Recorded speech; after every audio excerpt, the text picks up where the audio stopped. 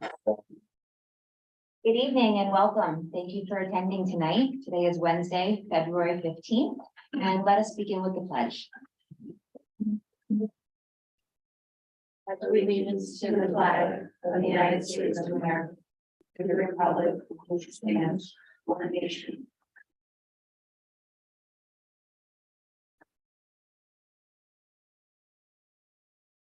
All right, can I have a motion to approve the agenda this evening? Can I have a second? Second, all in favor? Aye. All right, we're going to begin this evening with a little recognition, a wonderful recognition, and I'll let Mr. Hochreiter do the honor. We'd like to welcome our friends from Putnam, Northern Westchester, BOCES, up to the podium. Mr. Lou Riolo is one of their assistant superintendents, and he is here on behalf of BOCES with a number of staff and our special student to recognize tonight.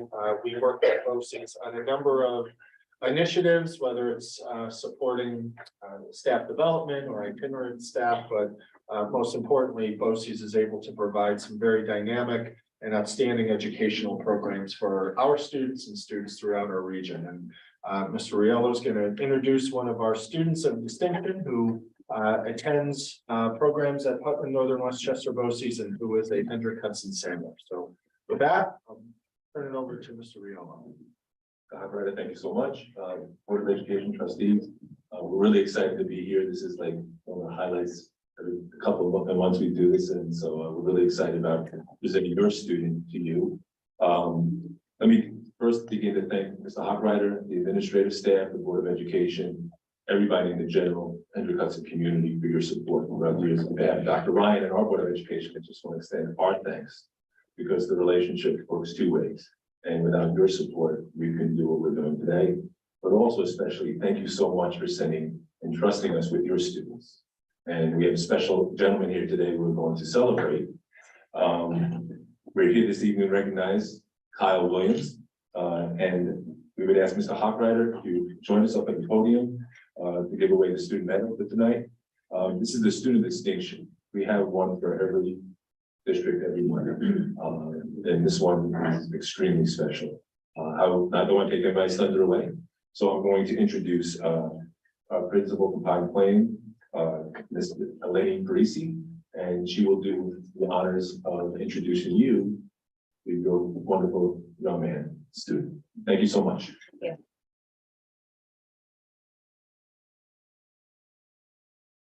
Thank you. Kyle Williams is a natural choice for Student of Distinction Award, according to his teacher, Jessica Petros. Not only is Kyle a hardworking and energetic student, he is also always willing and eager to help others. I have worked with Kyle since he began in the Pines Bridge program, and I've gotten to know him and watch him grow into the wonderful young man he is today, says Ms. Petros. He has become so much more independent over his years in Pines Bridge and takes pride in doing things for himself. Kyle loves to come to school each morning and will often greet teachers with a smile. He's very social and loves to interact with his classmates. He has a great sense of humor and a contagious laugh. Kyle is eager to volunteer in class and really loves participating. He has made so much progress in his therapies over the years, working hard on his goals.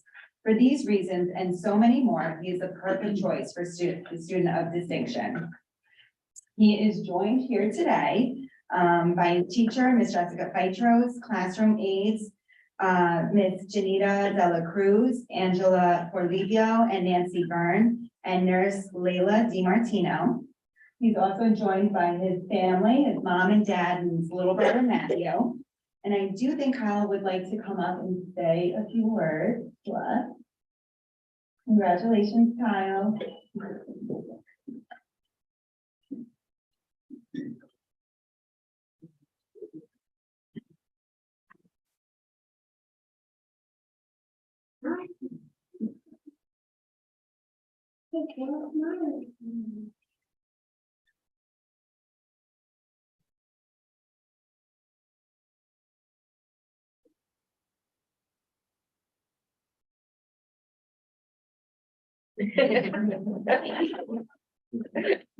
I already like her.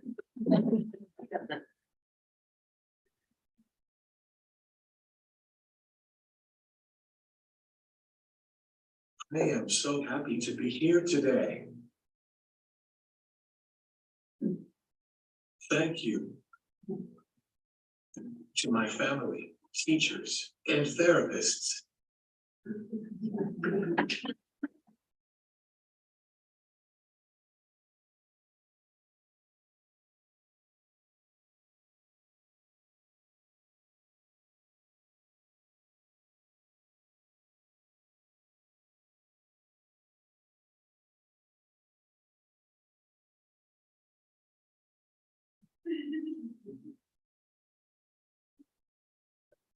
Yeah, thank you. Thank you. Thank you, everybody. Thank you.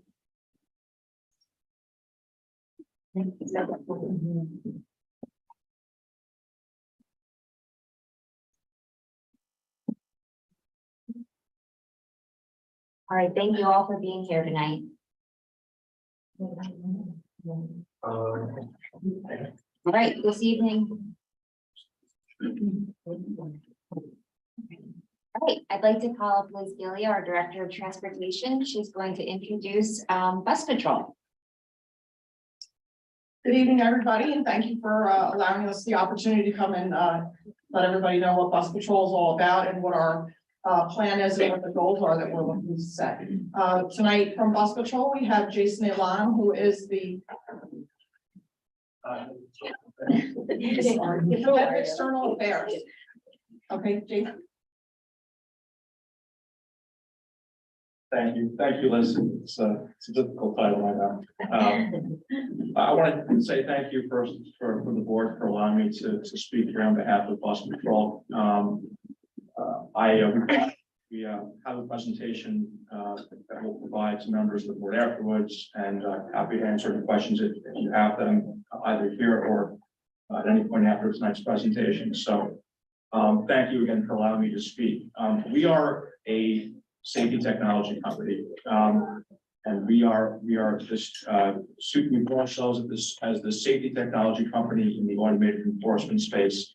And we really came to fruition because we realized that we sort of have a student safety crisis on our hands, not just with respect to here in New York State, but really across the country. We'll get to some of those data points later in the presentation, but we did want to speak with you as we're speaking with many other school boards, school districts across Westchester County about the benefits of utilizing a growing an affordable and frankly a useful tool to protect children and keep them safer on their journey to and from school. So I'll just ask.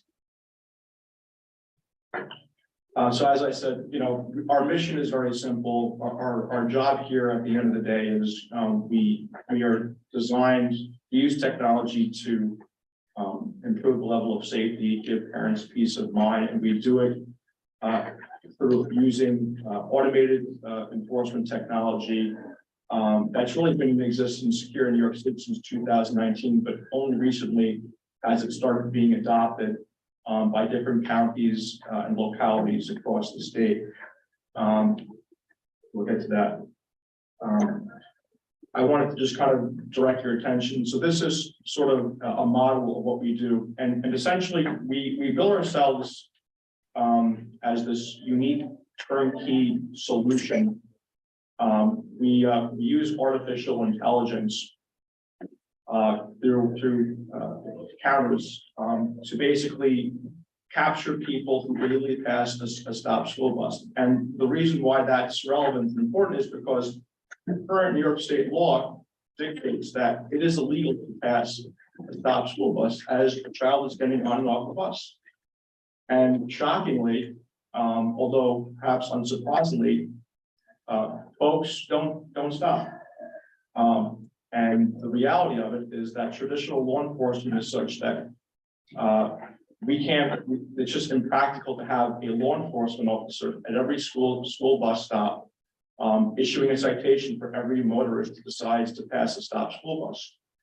And the reality of it is with automated enforcement technology is sort of this unique solution where what we do is we've effectively designed an AI system called Aya. Amazon has Alexa.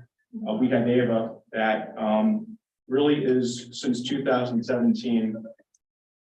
We've introduced it to the automated enforcement space, and what it does is, as you can see here, is it captures people who legally pass a stop school bus, and our artificial intelligence is such that it's getting smarter. And so think of how many times a vehicle passes a stop school bus.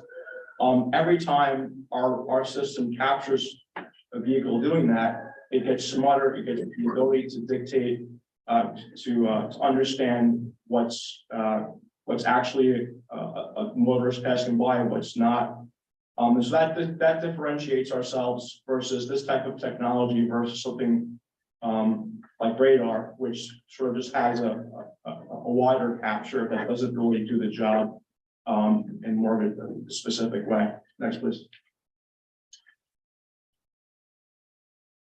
So here are some of the folks that we currently partner with here. You'll notice up top, it says full fleet community partnerships. We operate what's referred to as a full fleet model. There are some other vendors in the automated enforcement space that will pick and choose which roads in a school district, a township, or a county they want to patrol. They do this for any number of reasons. Most of them will tell you a limited number of roads can generate the most citations, thus the most revenue for that vendor. Some will suggest that other roads don't have the same degree of prevalence of illegal passings. And our philosophy is such that your safety, your child's safety should not be dictated by whatever zip code you live in. We view this as a safety issue. We also view this as an equity issue. We don't feel it's appropriate or justifiable that school safety technology could be utilized by school districts in Rockland County or Dutchess County or Suffolk County or Long Island, but it shouldn't be available to folks here in Westchester County. We think that's fundamentally wrong. And again, that's why we operate full fleet. So you'll see sort of a list of jurisdictions that we currently partner with.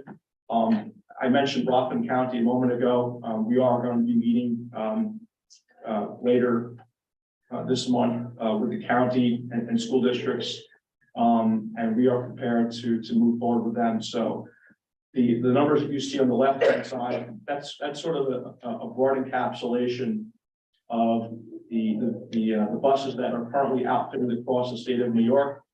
We operate in about 100 school districts and are growing. And we anticipate that to grow because, as people hear more about this technology, they view its benefits. It's 100% violator funded, which we'll get to in a moment. There's no cost to the local taxpayer. And again, I had mentioned earlier, we sort of bill ourselves as this full fleet deployment model and turnkey solution. That runs the gamut. We're not in the business of selling districts hardware. We do everything from lay out all the upfront capital. The cameras are expensive, and we understand and appreciate the fact that most school districts, let alone counties, can't afford to outlay the cost to pay for the equipment, let alone install it. We take care of the upfront costs of installation. We take care of the maintenance costs. We have our own in-house field technicians and staff to maintain the equipment through perpetuity. And frankly, what's most appealing specifically to school districts is we also offer free of charge the opportunity to utilize not just external cameras on buses, but internal as well. A lot of school districts, will tell you that the internal cameras they have could be as old as 20 years ago. Sometimes you have to take out the VHS tape and then you have to scan through to find if there's an incident that happened on the bus, if there was a bullying incident, if there was an issue with the bus driver. Our technology is modernized. It provides this unique cloud-based capability to provide folks the ability to go in. So anyway, next please. And so this is sort of an encapsulation, as I mentioned before, of some of the districts that we're partnering with. As you can see, it's really across the state. South County up in Albany County, we just launched with them recently. Nassau County on Long Island, we're going to be moving forward with them shortly. Next. And so this is a number that we'd like to touch on to kind of address the issue at hand here. 17 million is the estimate for the number of stop warrant violations per year in America. Most states across the country have some degree of a law in statute that states it's illegal to pass a stop school bus. But as you'll see from some of the videos that we're going to present to you shortly, it's barely enforceable, and it's not a criticism on any entity per se. It's just the reality of it that with limited resources and personnel, with law enforcement having to deal with any number of issues, there's just not that capability up until now. Next. So we have initiated 2 different pilot programs in Westchester County, Hendrick Hudson obviously being one of them. And that was from a period from September 4th to October 25th. From September 4th to October 25th. And as you'll see, during that short duration of time, 367 violations occurred scattered throughout the county.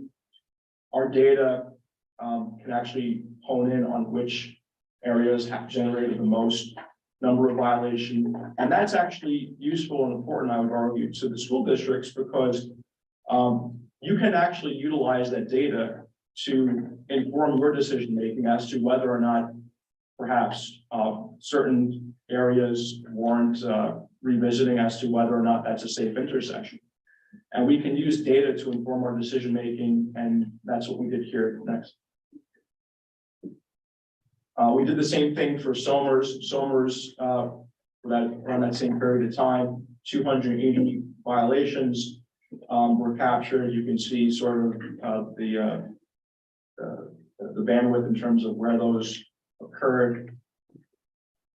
And we wanted to provide you sort of just an example of some of the violations that occurred right in your backyard. This is here in Hendrick Hudson, just a sample of some of the violations once their stop arm is extended. And you can see children racing by, crossing the street, vehicles not stopping.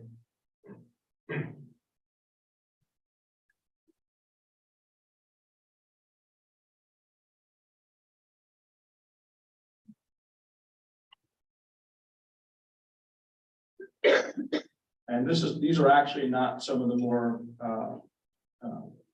gut-wrenching ones. We have videos that have occurred where we had one incident actually in Suffolk County a year ago where a child was hit caught on camera. Local TV picked it up, and the mother actually spoke to the paper's record over there at Newsday, citing that if it were not for this program, that there would have not been an ability to locate that individual and hold them accountable. This is here sort of just a very quick sample of some of the violations that occurred here in Somers. You'll see a child just walking by, stop warrant extended, and again, a vehicle passing by, not even slowing. So again, the violations are troubling, and we'll certainly get you more, should you like to say. We can go next one.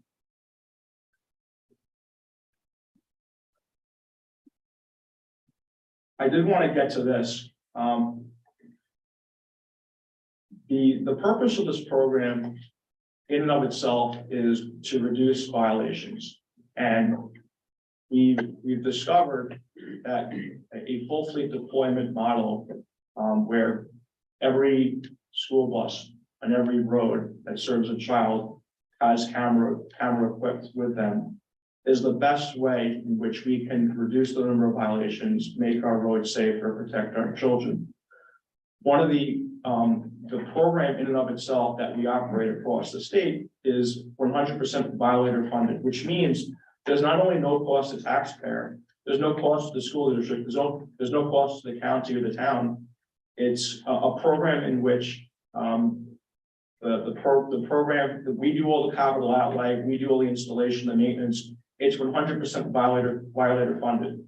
And so since bus patrol does the initial capital outlay, we operate through a revenue sharing agreement with the partner municipality to recoup some of that capital outlay over the life of the contract. There's no cost to the school district. I had mentioned we do provide that unique service capability in which we can outfit internal cameras if so you should choose. But the statistic I wanted to bring up was 98%. 98% of people who get a ticket never get a second one. In Suffolk County on Long Island, actually, there was a story that just came out a week or so ago. Our year-over-year statistics there showed a 37% reduction in the number of violations that occurred year-over-year in Suffolk County.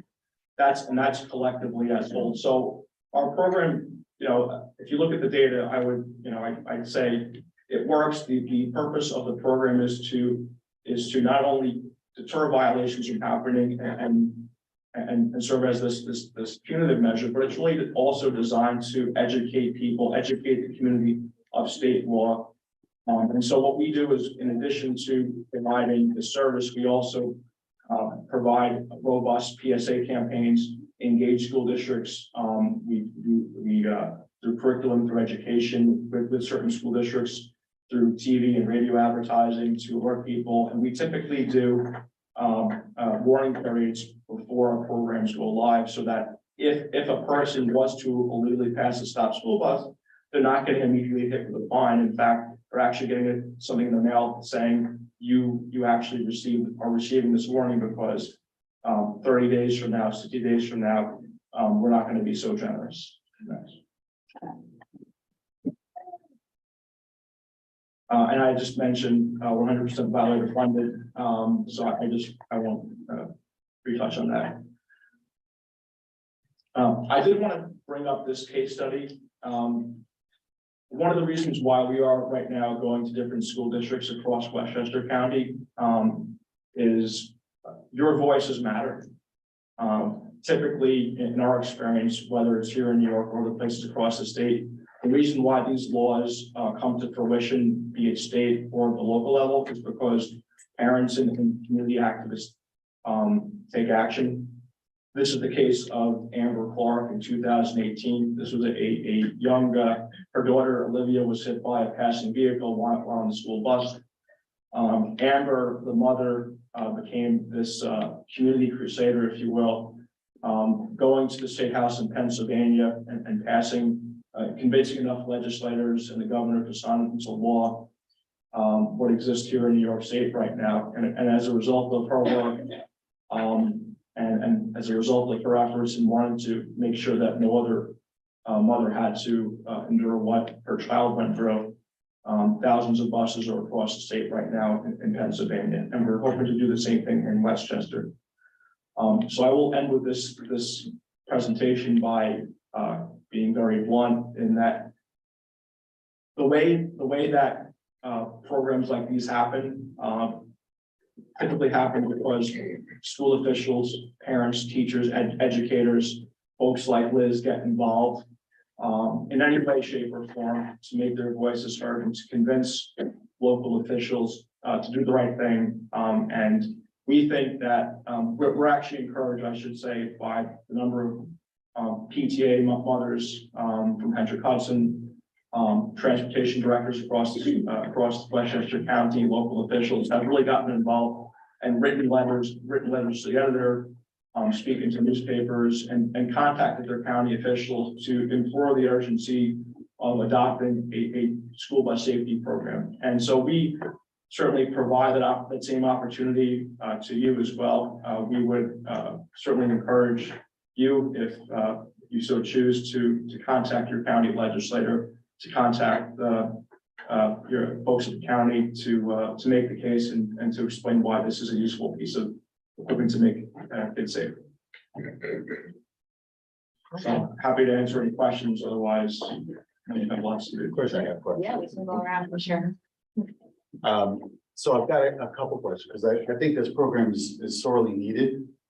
I think it's a great thing, but there are two things. First, in the news recently, there have been a lot of concerns about people being ticketed who actually did not pass school buses because the AI or whatever was making the decision was incorrect. And these people have not gotten those tickets reversed. Yeah. That's been in the news quite a bit. So the AI concerns me a little bit, that if there's no human looking at it, that's an issue, because, you don't want to be ticketing people when they're actually doing the right thing. But that's really the only concern I have. Otherwise, this is a great thing to have. Well, let me address that concern and then walk you through the process. So we are, we have multiple channels of review, both and really kind of broken down into three or four different parts, if you will. I'll walk you through them. Our AI is certainly through our external counters, the initial outset in terms of capturing the violation. That's just the first component of it. Every incident that occurs is reviewed by a human quality processor that works at Bus Patrol. So we actually, before that incident that's captured on camera is even sent to local law enforcement or whoever is actually determining whether or not that's a violation or not, we're doing that internally through a human level processor. After that is done, we then package that evidence. We then provide that to local law enforcement, which is the ultimate arbiter as to whether or not a violation occurred or not. And so we're simply the vendor in this space. We provide that to the local police. They have final discretion. Upon that happening, a citation is then mailed out to the person. Should that person opt to contest, they certainly have that capability to do so. They can go within their local traffic courts to make their case. And so the local court adjudicates all matters. With respect to certain things that have been in the news, I'm certainly aware of it. I actually used to work on Mulholland, but I grew up in Mulholland, so I think some of the stuff that you're referencing occurred there recently. I would say that by and large,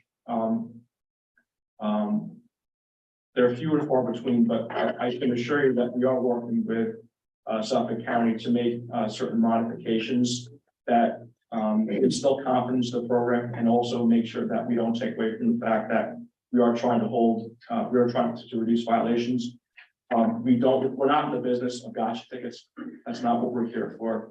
And so to the extent that we can do things and work with local officials and community partners to instill confidence that that's not the case, we will make those modifications. And that's happening as we speak right now. Because there are two things that you addressed. So first is positive and false positive. So my concern would be false negatives, right? What have we actually missed? How do you address that? And then when you talk about the issue around ticketing, that you're not doing gotcha ticketing, your revenue model is based on revenue sharing. So your incentive is to ticket more, right? So how do you address that conflict of interest? Yeah, and that's so our revenue model is that at the end of the day, the reality is it's going to be through the life of all of our programs, we bill it successful, and we make the case to local governments that we anticipate violations reducing year after year after year. Otherwise, the program is not successful. That is the mission of Bus Patrol, is to reduce the number of violations. It's going to be nearly impossible. One would argue. I would make the case that of violations reaching zero. But what we can do is we can do things to reduce those violations and get it to a point where people are more aware of the programs at hand. Look, the reality of it is we're sort of cognizant of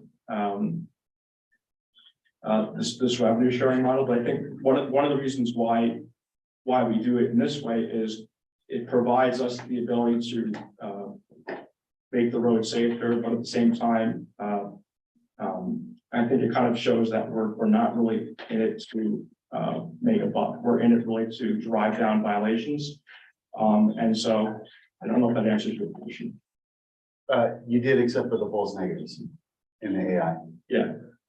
So that, with respect to the false negatives for AIs, we have certain levels of review. And so that's really the ability to produce that. So if we have an incident where there may have been a problem going on with the AI, regardless, that human processor on our end is taking a look at that. And then we have that capability to determine as to whether or not there was some type of problem from the outset. So that's why we typically don't have that information that's initially captured by our AI go towards directly to local law enforcement. We have that buffer in between to do our own due diligence to make sure that we're actually capturing things.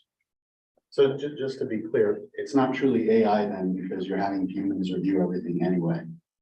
Well, the AI actually is sort of our mechanisms where we do capture it. Right.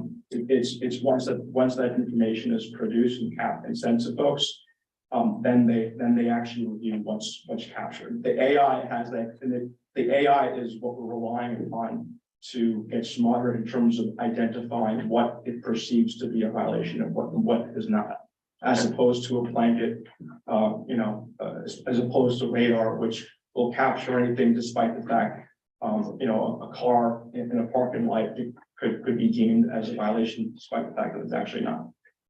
Okay, those still in beta. Thanks. Just wonder, I don't know if we already did this, Joe, maybe you can answer this. If we have a link on our website, or maybe you sent out an email link where a quick way for parents to lobby for this program. Yes, we're working with the PTA advocacy group, and they're building a letter, and it's a program called, I think, Voter Voice, where you can pre-select your letter, you can pre-select who it goes to, type in your name, specific information, and hit send. So I'll check in with them to see where they are, but that was our intention to partner with the advocacy group for that purpose. Yeah, and I would just add, Liz had just mentioned, there's also a petition on Facebook. Liz can point you to as well. Any other question? Well, I was fortunate enough to meet you guys at the elementary school PTA meeting that you attended, and then we started talking with Liz and Jeremy and I, who's unfortunately not here tonight, he's traveling. He's really grateful that you guys came. We were so fascinated by what you found right here in our community. So we find it to be of utmost importance, and we really want to make sure that we are supporting safer roads. I actually have a funny story. This happened today. I was driving my son to school, to Frankie Lindsay, which is the center of town. And I was in the school zone and I watched a driver blast through the stop sign, and the driver laid on the horn, and there was a child in the middle of the road. So it's ironic that happened today. And it's also scary and sad because when we got that count of how many violations there were, I was like, whoa, no way, this is not happening right here in our little town. And it sure is. So this is very important, and thank you for coming tonight to share with the full board. Thank you for your time, and appreciate your willingness. Thank you. Yeah, thank you.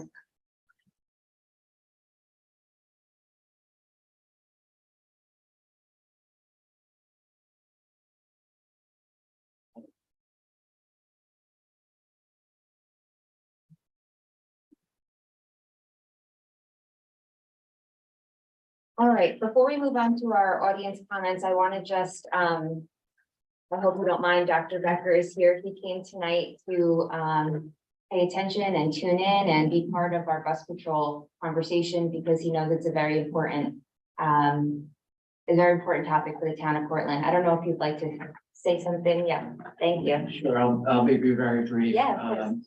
I appreciate the invitation to be here, Yeah. and I'm joined by Councilman Jacoby, also from the town board. So it's an interesting concept, and on paper it sounds good. I think the idea that you can do this and not have any expense to taxpayers is good. You do need to get an act of the county legislature to allow you to ticket for this. So I think the town board is going to be agnostic on this. We're here to help.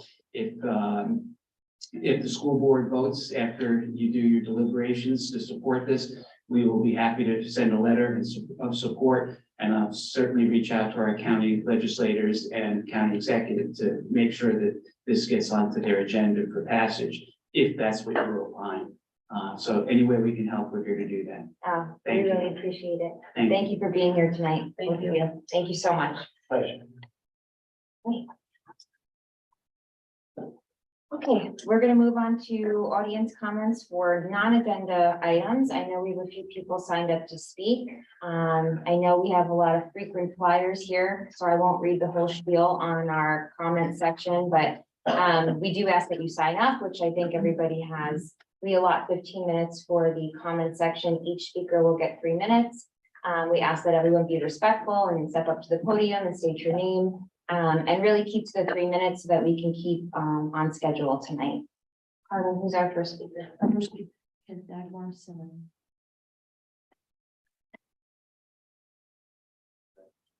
Thank you very much for giving me this opportunity to speak to you. We moved to Cougars, New York in 1969, and I have had 5 children in this school district. Since then, the last one graduated in '89, and I have 7 grandchildren, and the last one is graduating this year, so I'll be finished with them after this year. I was very involved with it as a parent in all those years. I participated in many ways, but I haven't been to one of these things in many years, and I didn't know I had 3 minutes, so I'm going to read because otherwise I'm going to run out of time. Well, thank you very much. You've been a great school district. It's been very good for my whole family. Since we came here, the boundaries have changed drastically. Springville Road was at one point Furnace Woods. BV was built, so kids were moved. There was also a situation where one side went to BV and the other one went to Lindsay. So there's been a lot of changes, and because of that, there's been a lot of distress in the parents. And anytime you have distress, it's the parents that start, and then the kids get very involved, and they don't want it either. So it's been difficult for the communities. At one point, one of my children had a kindergarten class of 26 kids. Too many for one teacher. We fought for a split teacher. It didn't happen eventually, but middle of the year, there was an aide added. It's not fair to the kids to have that many kids, and that's why boundaries were always being moved around. There were one thing that the one side of the street, BV, when BV was built, and the other side of the street going to Lindsay, made no sense to me. And again, all of this has distress for the families. And that's why I am drastically supporting and have in the past supported the Princeton plan. But it was negated before when I was involved. A lot of the people didn't want it, and I congratulate you for finally getting it in. The schools were always in competition with each other. I know our PTA got computers for the library, Lindsay. Furnace Woods found out, how come we don't have that? It caused a lot of friction between the families. And as a real estate agent for 36 years, and now I'm long years retired, I can't tell you the stories I have about that. I have a neighbor that almost caused a friendship because her child was being moved from Furnace Woods to Lindsay, and heaven forbid, she didn't want her kid in Lindsay. This should not be happening in our school district.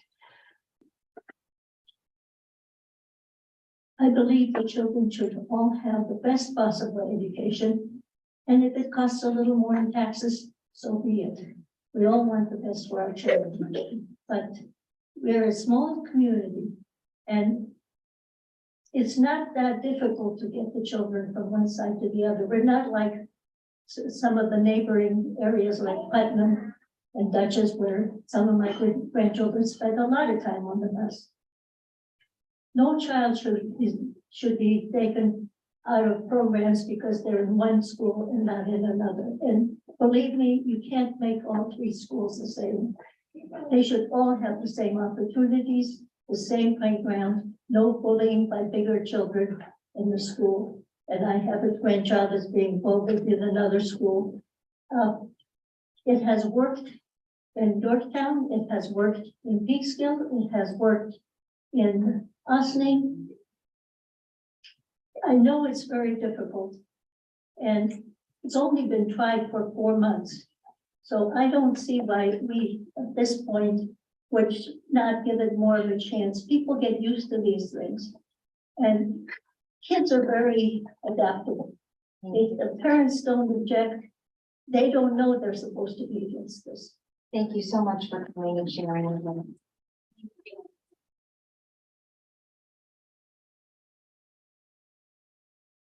Here's lights first.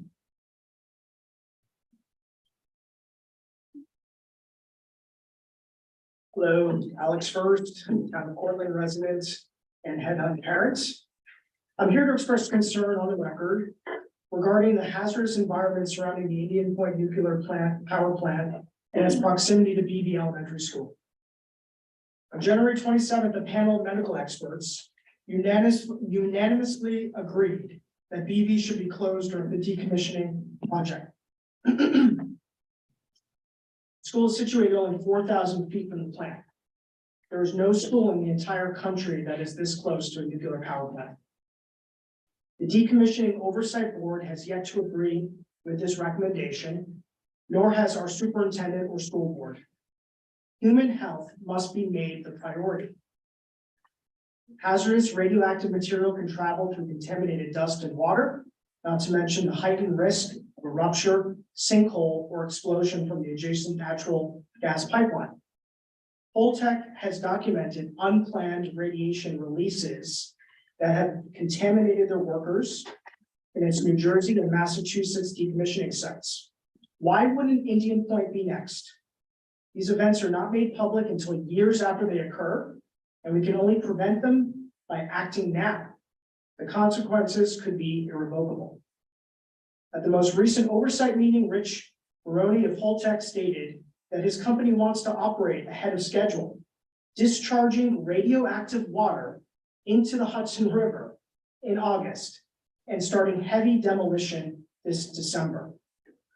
The protector community has the administration demanded these buildings be tented during demolition. Has BV been tested for radioactivity to obtain a baseline before this demolition begins?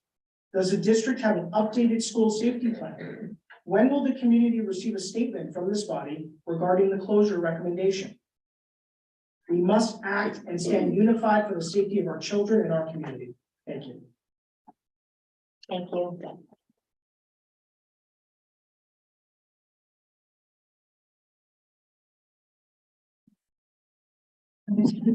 Casey.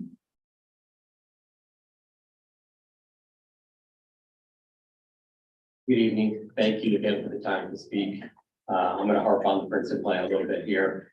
It's clear that the district is facing many issues, as we just heard, a very important one.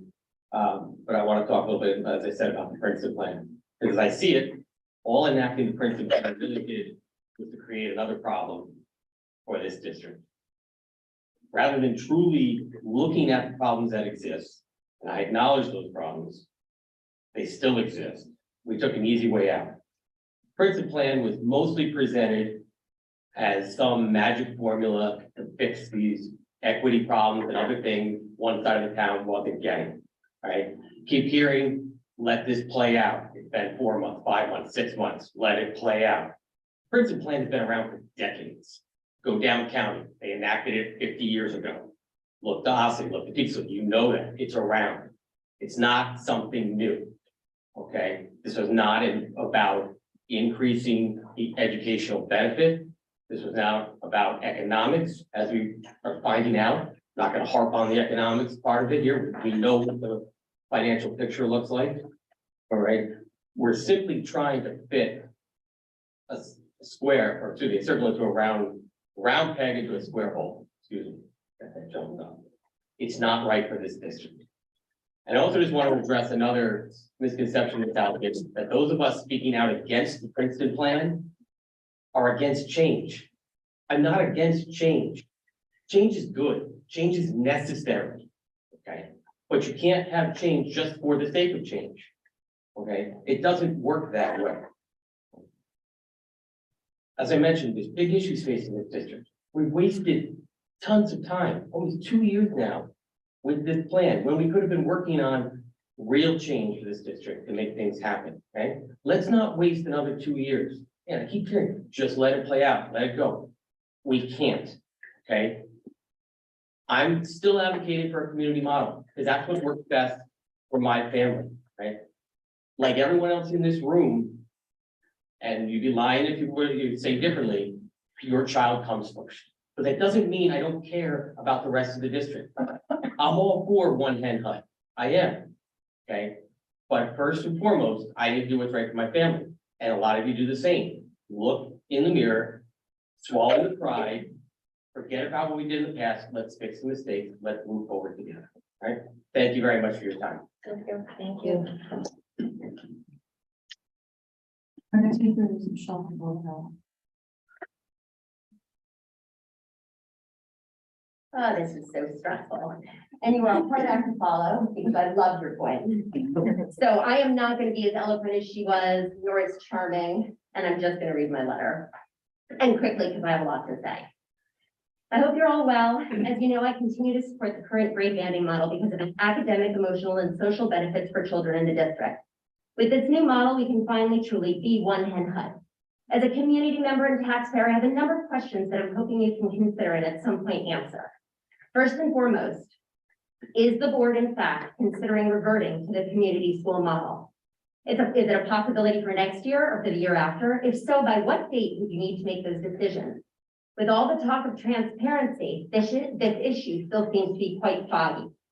Personally, I believe it is far too soon for the board to properly assess the new model, and it's far too soon to warrant reverting to a model that does not work. The prior model created an us versus them mentality in our district.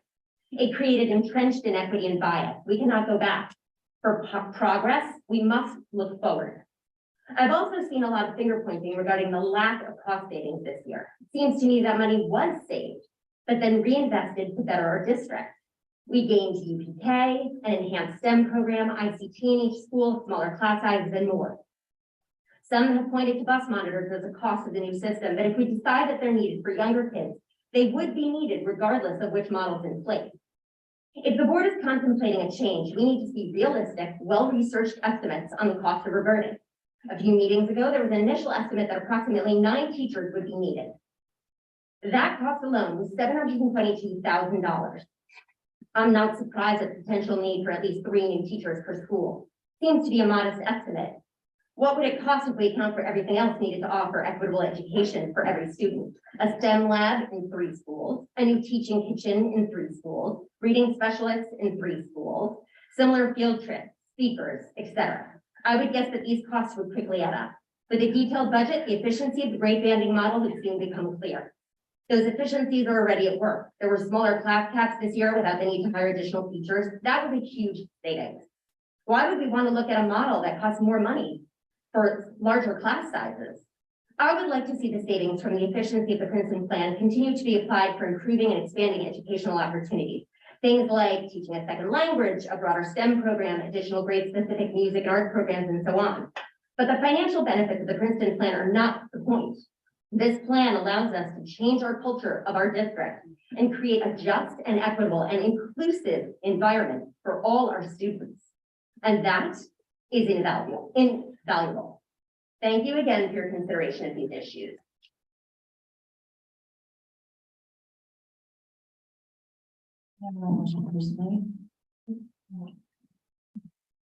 Right. We're moving on to our consent agenda.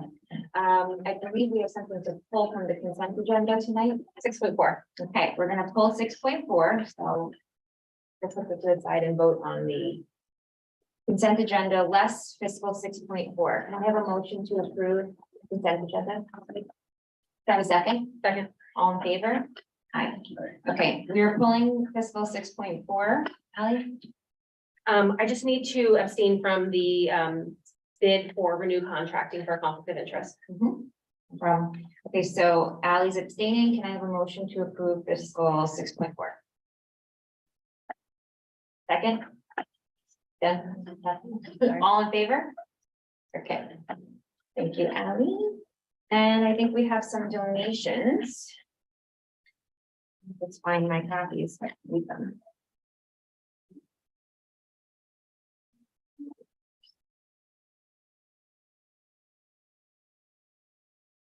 All right, the first donation is the Hendrick Hudson Community Education Foundation has made a second donation of $112.88 for the purchase of items relating to the Power of Poetry Outdoors program. Thank you. And then the second donation is the elementary PTA has donated $263.80 to subsidize the purchase of paint and painting supplies for the FGL hallway art project. Can I have a motion to approve the donations this evening? Can I have a second? All in favor? All right, now we move to the superintendent's report. I'm going to ask Margaret to give an update on pre-K. We have some developments in terms of potential partners, timelines, and those sort of things. So I'll let her walk us through our status. Okay. So this is a busy week for UPK. We are closing our RFP process Friday at 4 o'clock. We hope to have some bids in. We have one already that has been delivered. We've been contacted by a couple more. Hopefully they will submit and we will see what that ends up looking like when we come back from the break and begin to examine and compare, make sure everybody meets the requirements that New York State sets forth, and go forward from there. We also are getting our expansion grant out this week. Hopefully by late tomorrow, it will be up to our reviewer. I think that process begins the beginning of March, so we won't hear back right away, but we'll see if we have any luck obtaining more funding for seats. Other than that, we continue to have many calls and many emails each day asking what is happening with pre-K. I explained that, you know, where our RFP process is out, we are still waiting for the board to give us approval to run the district program next year. But we have bids out to hopefully partner with people from the outside. And I asked them to check the website, which of course would show the status, and to feel free to call back at any point in time. So we are in contact with many firms. Last year, do you recall, maybe Joe, you recall, when the board voted on UPK? I'm just thinking from timing perspective. It was February because we had to get everything together and the lottery was pulled in April. And then we had to go back out because we had a second round of funding that expanded the seats. I think it was the first week of March. February or March. Okay, so that's. Yep, are there questions from the board that, like, so regardless of waiting for these, for the RFP results, right? I mean, we know that if we're doing in-house UPK, we know what the costs associated are. I believe we went over those. Are there questions from the trustees? Because we do need to make decisions. Right, we saw your preliminary budget, the budget presentation you're making for next year. I think it's in 2 weeks. Are you gonna have detailed numbers for us to discuss and consider? If you'd like to add that, we haven't done it in the past, but we're looking at a draft right now, so certainly we can add that as a slide. I think it'll be helpful. Thank you. I think that's maybe gonna be March 8th or something. I don't know. Okay. I forget what day, the first day. Did we confirm we can go to 36? We can go, so it's 18 with one TA. If you go over that, you They need two let us have, TAs. they let us have 2 more students. Exactly, Okay. yes. Yeah, I think one of the interests was to see who from the outside wanted to participate to see what the potential number of seats would be. And then we would have a better idea if we were to do an in-house program, how many sections, those sort of things. So by Friday, we'll know who's interested and qualified, and then we'll be able to plan backwards in terms of what the total number of seats would be for families going to community programs versus, right now, we're looking at 2 classrooms of 18 each. So I think that a few things. I think that we're gonna add in a meeting on March 1st, right? So I think on that night, it'll be important that we have more discussion if Margaret has back the finalists per se, so that we can move the conversation along. And I also want to be very clear, and the board doesn't not like pre-K or UPK or free pre-K or any of it. It's really about, we're going through the budget process. We need to understand where all the financials fall, because unfortunately, the money that we get doesn't cover every bit of it. So we have to factor every dollar that we put into the budget in and make sure that, you know, we're spending our money in all the right places. So it's not that we're sitting here not making a decision. It's that it all has to fall together. So as Erica mentioned, there's going to be a budget presentation for curriculum, and hopefully by then we can really evaluate what sort of decisions we can make. The last time that we met, I want to go back to something Stephanie had asked, just to close all the open conversations.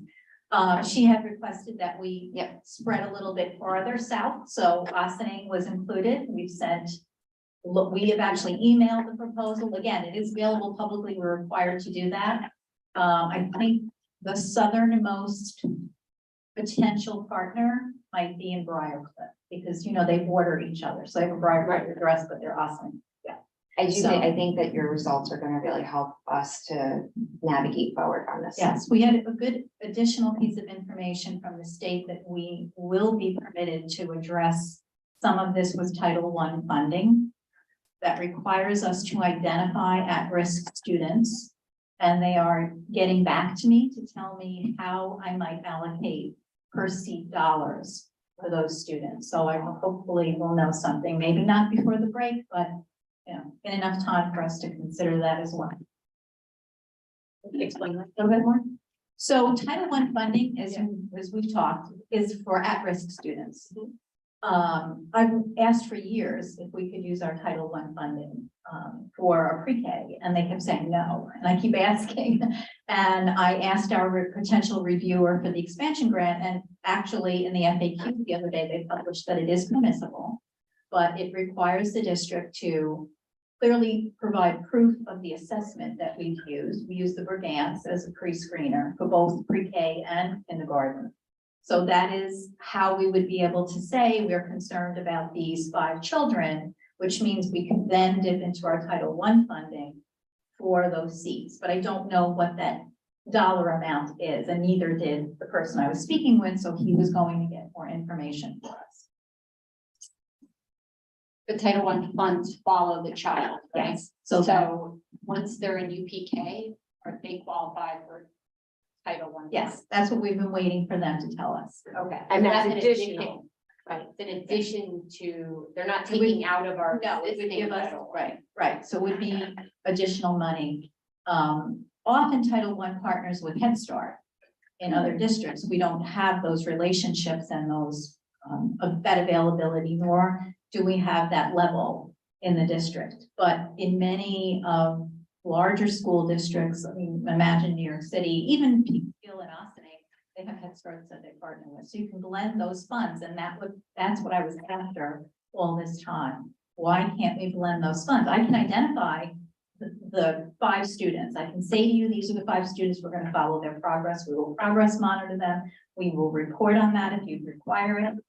And the funding streams are separated. So it's not like I'm taking that money and dumping it into the general fund and then no one knows where that money went.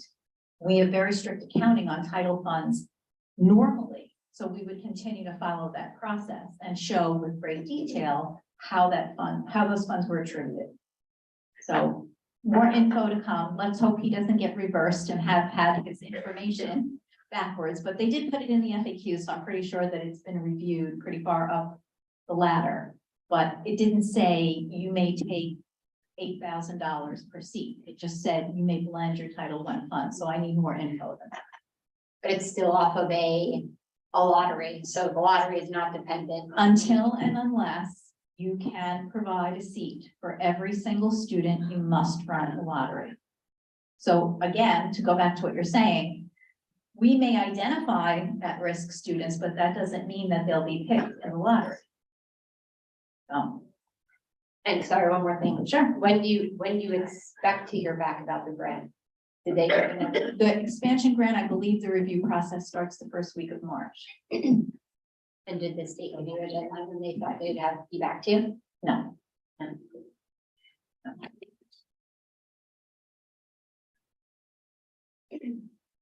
Thank you.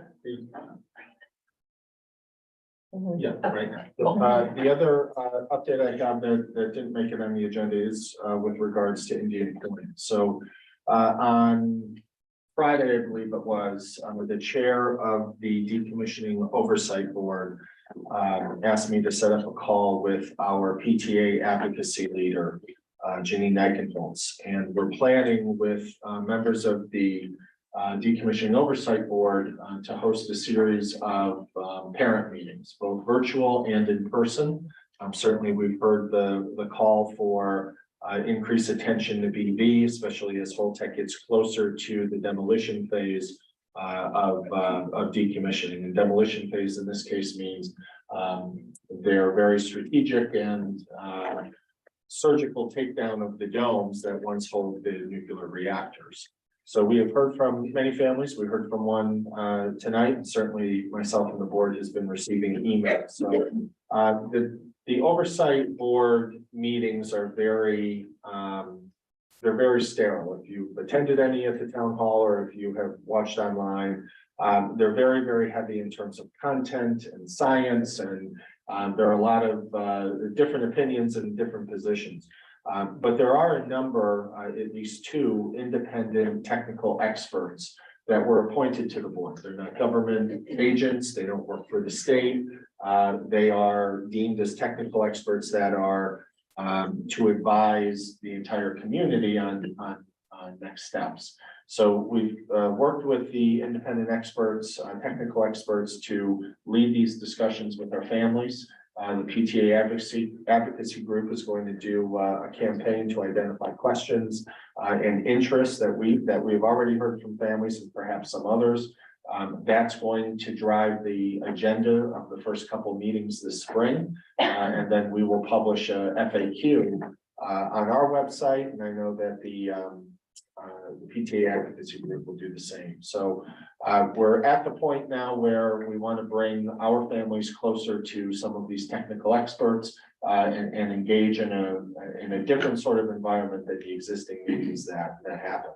With that being said, next week, and Anthony Irving is going to make sure these folks are taken care of. We're going to have some individuals tour BV. And what they're going to do is they're going to look at the best place to place air monitors. We received about a $500,000 grant from New York State a year ago for safety and security enhancements. And the recommendation was to use that funding for air quality monitoring. And the state has put out an RFP and a number of different agencies have responded, and those agencies want to be able to tour the plant and also tour BV. So that's going to take place next week. So they can finalize their bid, so they know how much equipment to put in their bid, so on and so forth. So there was a question about air monitoring and baseline testing. All of that is part of this process. I know we say we have time on our side. This process will now move very, very quickly. We know of at least 2 or 3 companies that want to explore the grounds around BV so they can make sure they sharpen their pencil and have the most accurate proposal. And then those bids will be opened and awarded late spring, early summer, and we'll be able to start all that testing and monitoring. And it's important to also understand and reinforce that there is ongoing current air monitoring on the site at Indian Point and also around the fence line. So they are constantly monitoring that air quality for air quality control, and they are publicly posting that information in a number of places. And I believe one of them is also on the county website, but I'll make sure I confirm that. So the idea of air monitoring at the plant and as closest to BV is not a new thing. There are monitors all throughout the community. What we're focused on are to make sure that if there is some sort of release and if the wind is blowing to the east, that we have a set of monitors to make us aware so that we can execute whatever plan would need to take place to keep our students and children safe. So we're aiming for this first parent meeting in the month of March. It probably will be virtual just to get this kicked off, but there is an interest by everyone to make sure we have a healthy dose of in-person meetings as well. So once those are scheduled, I know that the district and the PTA advocacy group will make sure we get information out and solicit input in terms of questions and concerns, because we want these meetings to be able to very directly address those questions and concerns directly with the families. So a lot has happened in a short period of time, but look for more information as we return to the question. Right, thank you. Any questions for? So for the two independent consultants, who actually funds them and makes hiring and firing decisions? So they're funded through New York State. So when Entergy negotiated their exit plan, there was a $15 million agreement between Entergy and the state. And that 15 million was divided up by the governor. I don't believe it was Governor Cuomo or Hochul, I'm not sure. But one of the important initiatives that came from that $15 million community fund was safety and security measures, particularly air monitoring. So the oversight board is leading the process, and the companies that are responsible or that get awarded the bid will report directly to the board. So not an individual, not necessarily Holtec, not the county, but to that governing body. And from what I understand, they will have a standing spot in the agenda and all the oversight meetings. Yeah, my concern is more around the independent consultants. Are they truly independent in that they're giving us objective information and they're not beholden to some, other entity that's paying them? So, that's really my biggest concern. Do we have somebody on our side that's not someone on our side, someone who's independent, truly independent? Yeah, so there are at least 2 members of the oversight board that are not affiliated with any agency. They were appointed by the governor because of their independence. You may have heard them speak. One of them is Richard Webster and another is David Lockbaum.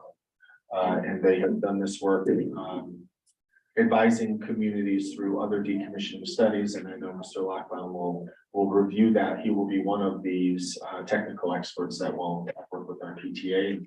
He'll walk you through his litany of experiences and other groups and communities he's worked with. Okay, yeah. Thank you. Joe, you said that the air monitoring results are posted. Are they on the county website? I believe they're on a number of websites, including the county, but I do want to double check on that. Then maybe we could put a link on our website. Sure. Is that daily? Yes.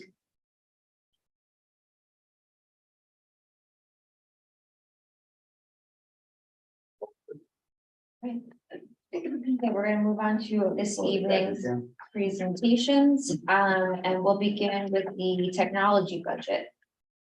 We have Mr. Neithen, yes.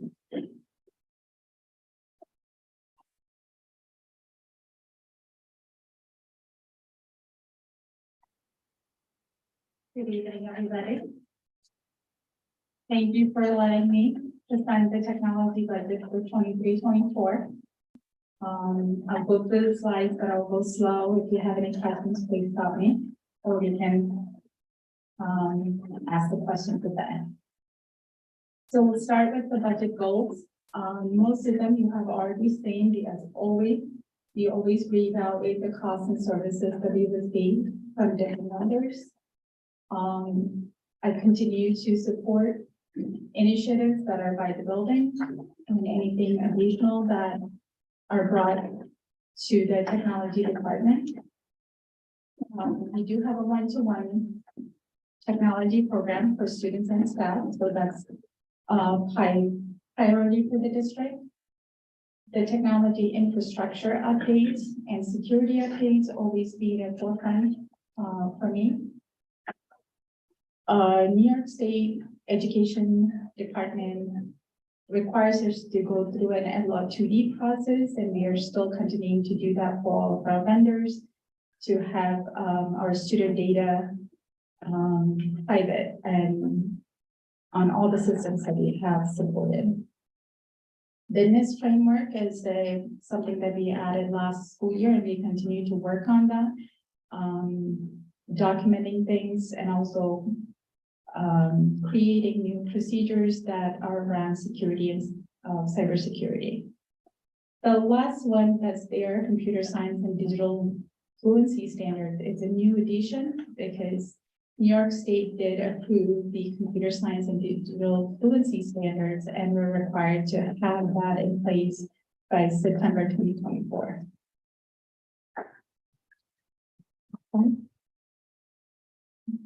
Every year we go through a technology refresher. This year, you can see it's now 2022. We are right now completed with that project. The high school workstations, elementary interactive panels, one-to-one device, the middle school computer labs for project lead away and art department. So this summer, we're going to be working on the middle school classroom workstation. We did not refresh the PLTW laptops at the high school last year because they were not used for about a year during COVID. So we gave another year, so it's up for renewal now. The one-to-one device for the students, the Chromebook, a couple of years ago, actually 2021, the year that I came in, we actually had an infrastructure upgrade, but we didn't do that for furnace with and BD, so they're up on the docket for this year. And the high school teacher laptop. So we did start that process in 2020 when COVID happened. We started deploying laptops to the teachers. So now it's coming to that 3-year, and we are starting to see some of those computers having issues. So we're going to start looking at the high school teacher laptops, and we'll save those laptops as a loaner for the rest of the districts if those computers come into repair. I always like to include this in there so you know how many tickets that we're working on. You'll see in 2019-20, very low ticket count. We do drive, actually, you can probably talk to the staff. I always say, put it into the help us ticket. Any preventive tickets as well on our servers and closets also goes into the help us ticket. So as of February 1st, 2023, early this month, we were up to 8,000 tickets. And it's about a day to close those tickets. Some tickets takes longer and some tickets are closed right away. Just one quick question about that. So are you saying that first response is the closing of the ticket, or is it actual resolution of the ticket that's the closing of the ticket? The first response is responding to the ticket, how quickly that we actually respond to a ticket. So that's when the initial, so if I call in with a help desk ticket, it'll take a day for you to get back to me and then you close it out? So it's on average. So we do close out, we try to close out a ticket within 24 hours. Some of those tickets do take much longer. Okay. To close it out. I'm just looking at, okay, so you're saying that this is not truly first response, this is resolution. Resolution. Because I would hope that first response would be a matter of minutes or hours. Yeah, most of the time it's within the day, within the same day. If it's an emergency or urgent ticket, it's right away, probably within less than 30 minutes to an hour. But if it is it's a normal ticket, we do respond to them on the same day. Some do go into the next day. So how do they determine if they're not responding for a day, whether it's an emergency ticket or not? Because they're tagged in the system as an urgent or emergency. Okay. So they do get an alert and saying like it's an emergency ticket. So they do get So an alert. an internal ticket, not necessarily a student ticket or another user. Most of the time, the emergency tickets and urgent tickets is when the teachers put it in as the classroom, the computer is not working, cannot process, move on with the instruction. That's an emergency ticket for us. students, most of the times Chromebooks that are repaired, or they did something and they picked them out of the Wi-Fi sometimes, so those kind of things do come in. We do respond to them, but, you know, it depends on, it's still calculating the hours, not by business day. So if they put in a ticket like 2 o'clock, we're not responding until the next day. Okay. All right, thank you. I just want to make sure that that's a very visible, impactful thing to all of our students and faculty. So Yes. thank you for sharing.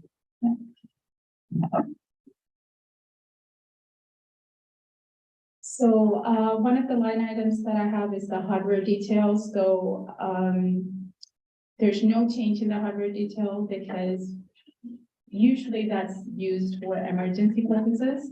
And if it's not spent, we usually use them at the end of the year for hardware, and then we don't use that for the lease. So there's no change in that line item.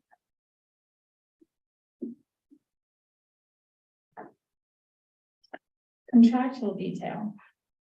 You will see a negative number, a change there, because this is contractual detail has everything that we have with a vendor. We have our ISP, our the cable services, the fiber, everything that we, and including our EduTech network support.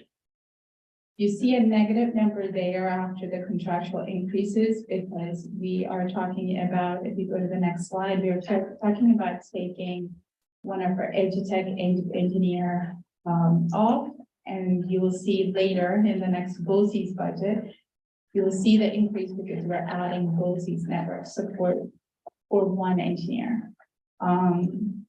We have been going through EduTech for a very long time. We do have 6 engineers, 1 data engineer and 5 other engineers. We do have a level 2 engineer, which I'm asking to replace with a level 3 BOCES support engineer. It expands our knowledge base as well. Also, we'll start to get, starting next year, we'll start getting aid on the BOCES support. Right now with EduTech, we're not getting any support to the district.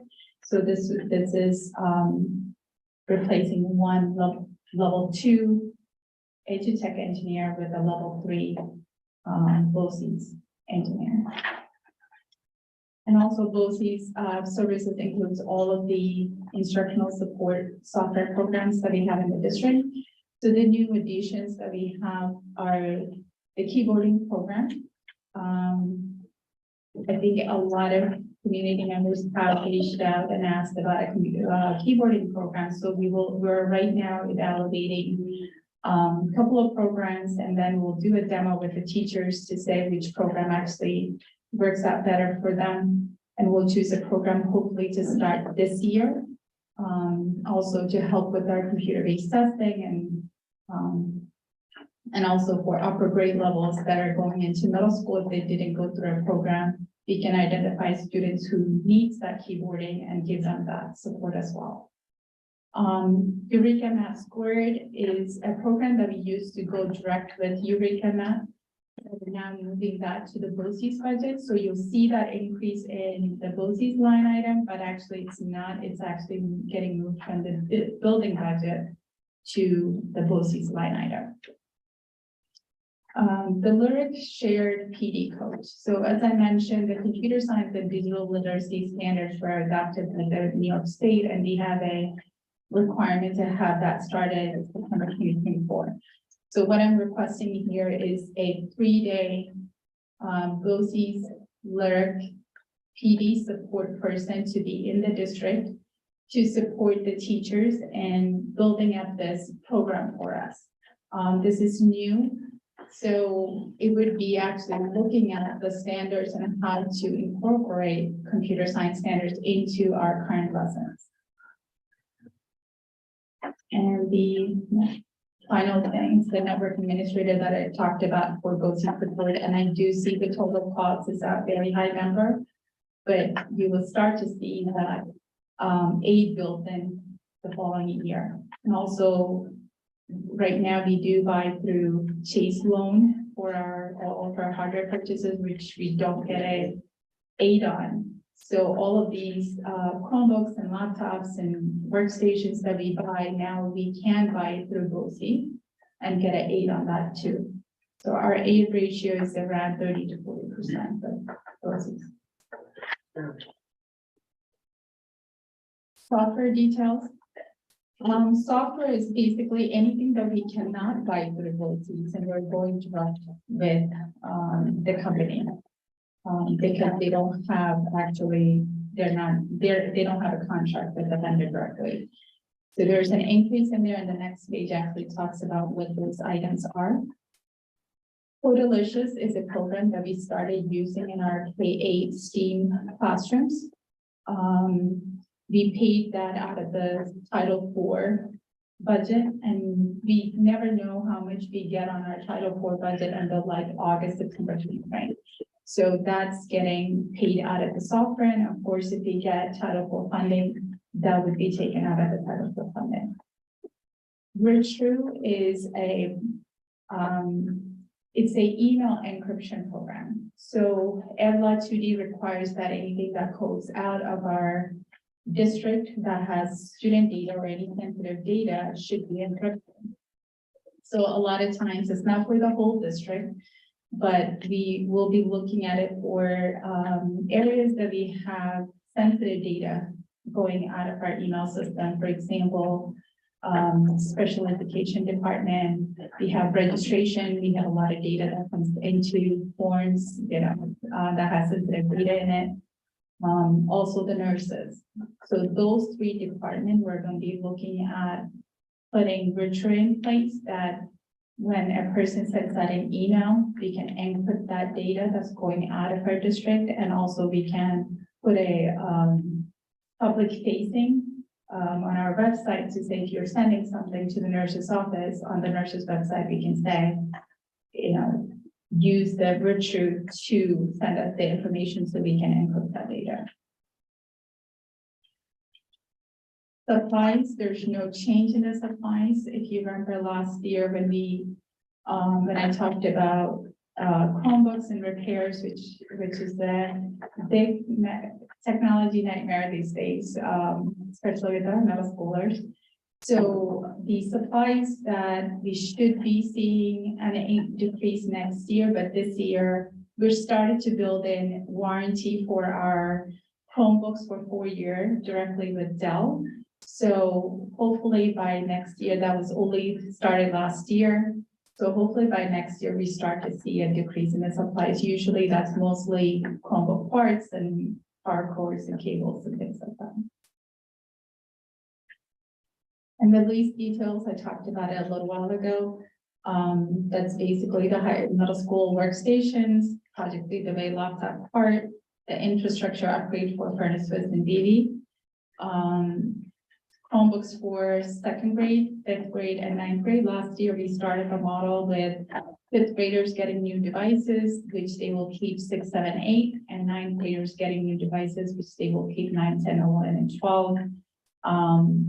This kindergarten got new devices last year, so 2nd grade and 3rd grade did not. So we're going to be replacing. So my goal is to have 3 grade levels replacing each year. So we are kind of consistent on that spending each year. So overall, you can see each line item that I talked about. And overall budget increase of 19.31%.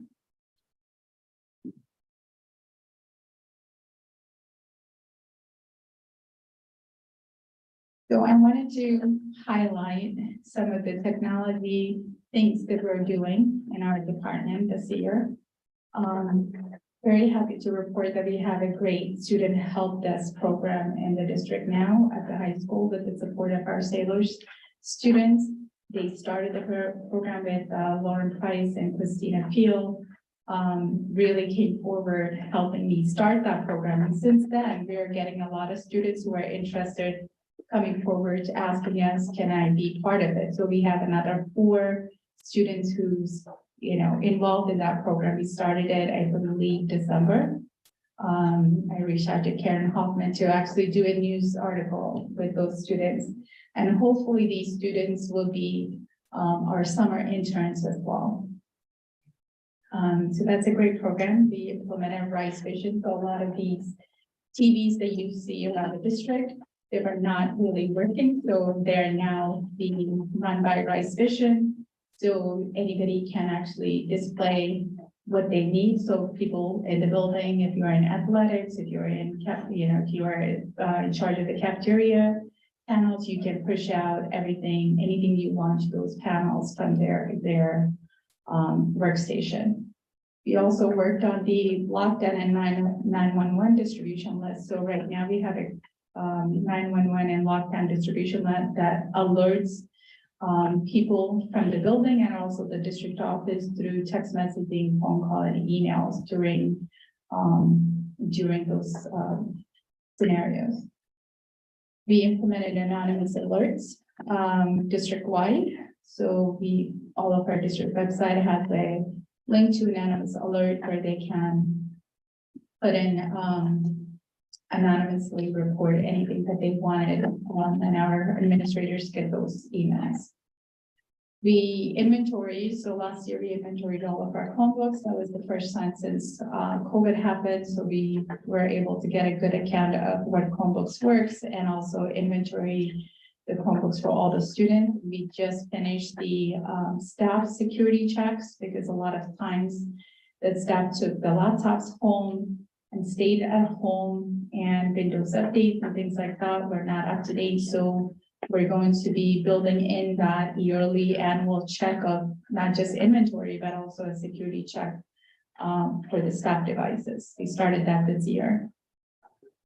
We moved all of our students and staff from H Drive, which is a home drive, to Google Drive. So teachers and students can access their files from anywhere without having to access one of our internal drives. And you can see the replacement cycle that we already talked about, what is being completed so far. Our high school offices have moved from desktops because we used to give staff a desktop and a laptop. So now we replace the workstations with the laptop. So if they wanted to go home, they can unplug and take their laptop home. So we're not supporting two devices at the high school. We'll move with that model at the middle school with the refresher this year.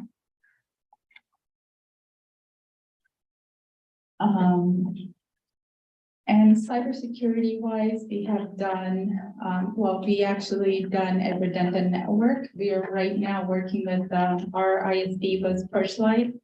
We're right now finishing the work with Lightpath for a second ISD. The Wi-Fi streaming, so we used to have 6 networks. If you actually were connecting to our Wi-Fi, you would see guest network, home network, and schools network, all different kinds of network. So we now have it streamlined to just the Hendrick Hudson School District. If you are a staff or student in the district, you can use your username and password to get into that network and have access to the network. And the Henhead guest account is basically you can get a 24-hour access on our network with limited for vendors and presenters that are coming into the network. We rolled out successfully BYOD to the district for grades 9 through 12. Our students were bringing their devices, but even last year, but now we know exactly who's bringing their device, who's using our devices. About 30% of our high school students bring their own devices. Cybersecurity was a major forefront for me this year. So we disabled remote home desktop, which basically means that if you were at home, you can connect to computers in the district. We disabled that and replaced it with VPN for administrators mainly. We disabled USB NAS storage on most computers, unless it was on a needed basis. That means you cannot just plug in a USB into our computers because that's usually then you're coming from home. You don't really trust what's coming from your home and plugging it into our district network. So we disabled that. We conducted an internal pen testing. We did do multiple phishing campaigns, basically, asking, and we have results for all of that. We implemented network access control system. That means, you cannot just come and plug in, like Greg knows. Cannot just plug in a computer to our network without us allowing that IP or MAC address into our system. We applied email restriction for our students because our students had email K-12. We don't need to have emails for our K-3 students because they really should not be getting emails from the district. So we disabled that for fourth through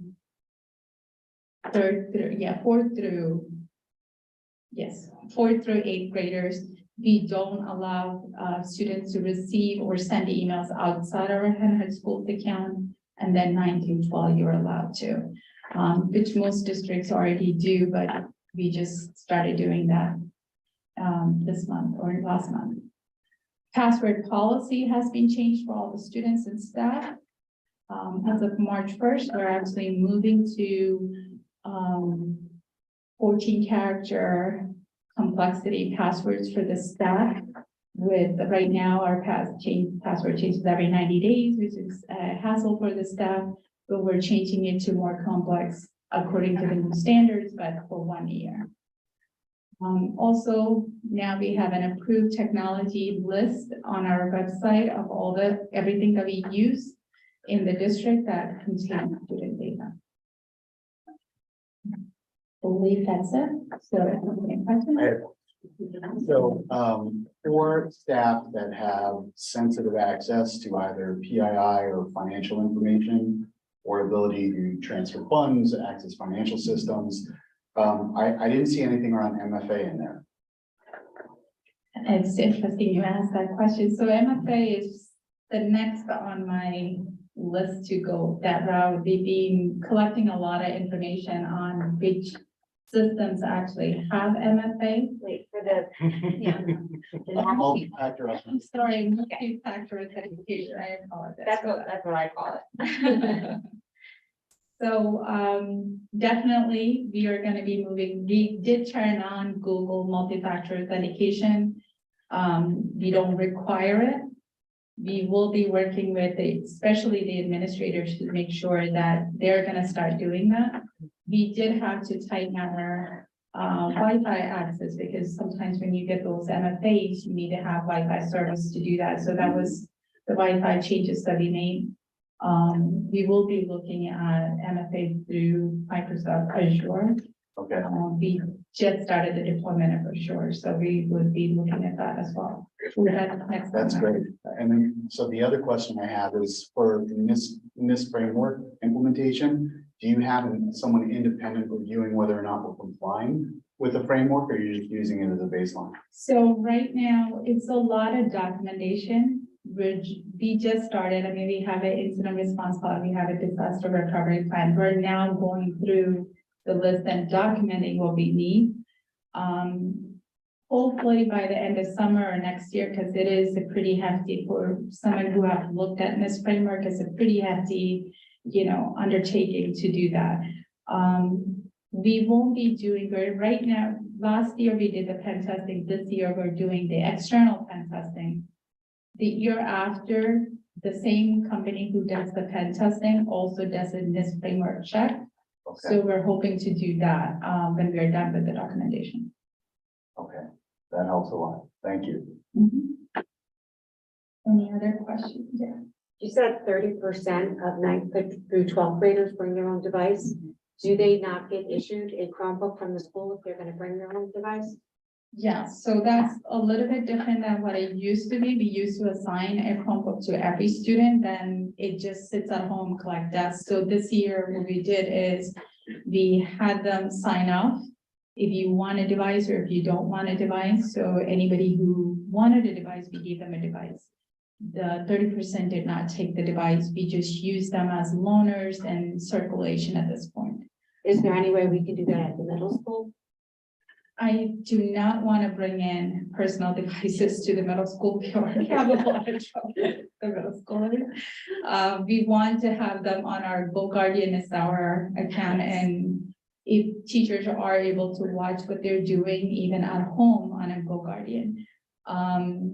High school students, on the other hand, you know, and also the troubleshooting, like our students are very tech savvy, but at the same time, not for all the right reasons. So connecting to our Wi-Fi is always a problem as well. So we don't want to take that chance at the middle school. We still want to be able to have some control. And we do state testing up to 8th grade.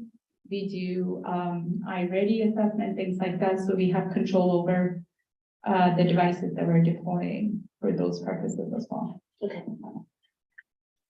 I have a follow-up question about middle school specifically.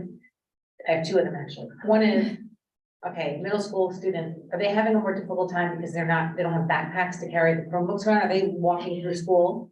Yeah. Carrying these Chromebooks with a charger, every single one of them? No charger. No charger. They don't need chargers. They come charged. Classrooms have Yeah. chargers. Oh, I don't know, who's 2 years, 3 years, when my kids didn't carry them. So, So Lauren, Ms. Collins and I have talked about it several times this year. It's a number of reasons. They don't have a backpack. But at the same time, we're actually the 5th grade devices that are in classes right now.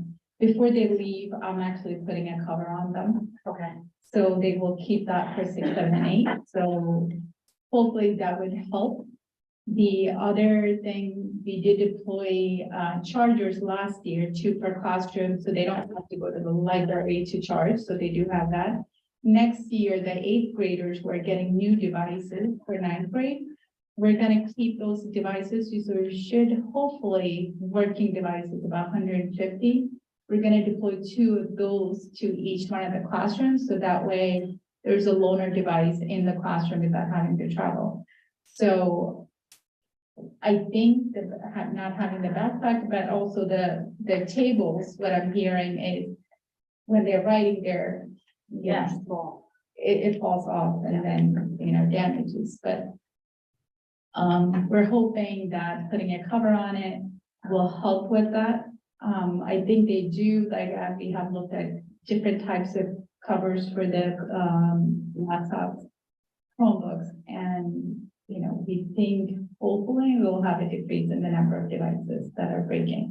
And also we would have more devices covered through the Dell warranty, which helps with, there's a better turnaround for me through Dell for a device repair than our Worth Avenue insurance that we currently have. And the other middle school question, I think it's elementary as well, but we're rolling out testing online this year. Does New York State have, do we have to do it by a certain date? And what grades are doing it this year? So this year, we did a simulation testing for 3rd grade, 5th grade, and 6th grade. It was more for me, for our network and our Wi-Fi and our, you know, Chromebooks to, whether they work or not. 6th grade, 5th grade, we didn't have any issues. 3rd grade, because of the keyboarding factor, we wanted to roll back. So they will be doing paper testing this year. So it's starting next year, I believe, 5th graders. Margaret, do you remember which grade levels are required for 2024? Yeah, I don't know, There's a requirement on. they're not all the grades, they're scaling it, so I can't remember who they picked, but the state will say, for argument's sake, 5th grade and 7th grade must do a computer based. The next year it'll be 4th grade, 5th grade, 6th grade. So Right. we just can't remember what the exact rollout is here. Is New York State moving to put Regents exams also online eventually? Eventually, yeah. We know that. We do hear it. We do hear about SATs and we do hear about regions all being online too. So I don't know which year, but definitely computer-based testing is a head start to that. Yes, so I'm gonna, if I could just add to that, the new science tests are also computer-based. So those will be, 5th and 8th grade? they will be 5th and 8th grade, not this year, the next spring. Are there accommodations made for children with any sort of learning disabilities? Yeah. So before the computer-based testing within the platform, you are able to put in what accommodation, if it's read aloud, if it's human read, is it, you know, flexible seating, whatever the IEP accommodations, and you can put it into the system and you can make those arrangements accordingly. Just one more question. So I love the fact that you got the keyboard instruction for K, what was it, K through 5, I think it was, right? I think it's fantastic. And maybe this is a question for Margaret, but is there any way to introduce coding into the curriculum much earlier on in life, you know? And, you know, I was lucky enough to be at a school where I learned at the time Logo and Basic and some Pascal when I was in 3rd grade. It would be fantastic if we could start, it's like learning a language, right? We want to start the kids as early as possible in learning the basics of computer programming. So you should definitely visit our STEAM classes at K-8. So we're lucky enough to have those classrooms. So in kindergarten and first grade, they do have the iPad, we do have Scratch Junior. You know, they're doing something small as a block coding, move right, move left, and they do some of it unplugged, not being on the computer all the time. And you should really attend the STEAM Innovation Day, just a plug there, on March 25th. So the teachers are going to be talking about how the expansion of STEAM all the way to the 12th grade. So 4th and 5th grade actually does a wonderful, we've moved from Scratch Junior in 2nd and 3rd grade to Scratch. And then when you go to the middle school, they actually do Replit, which is more a Python coding. Okay.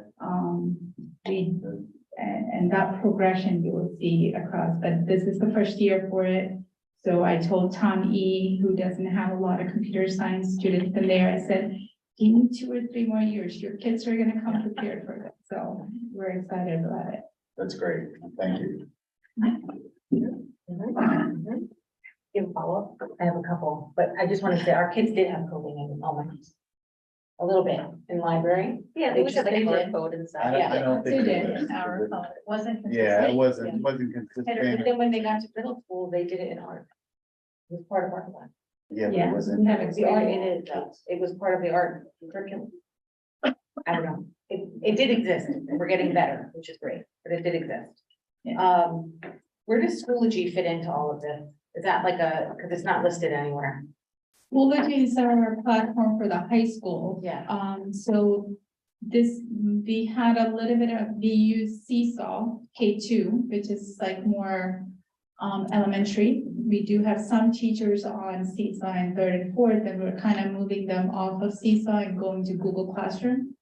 So from our 3rd grade through 8th grade uses Google Classroom, and then when they hit 9th grade.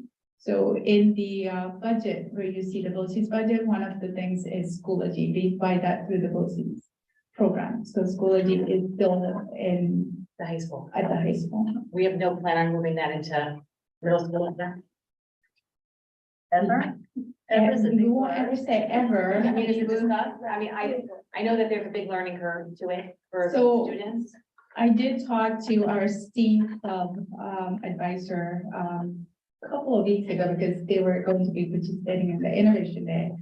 And one of the things that students really did talk about is Schoology transition, even for students, is not there. So I'm gonna work with those students and the high school administration to maybe run something over the summer by students, for students. So we'll, you know, I think they need to make that transition more smoother. Do I think 8th graders can do Schoology before they come to the school? It's a huge transition, but maybe at least, you know, an introduction, you know, would be This helpful. year, they totally winged it. It was the freshmen.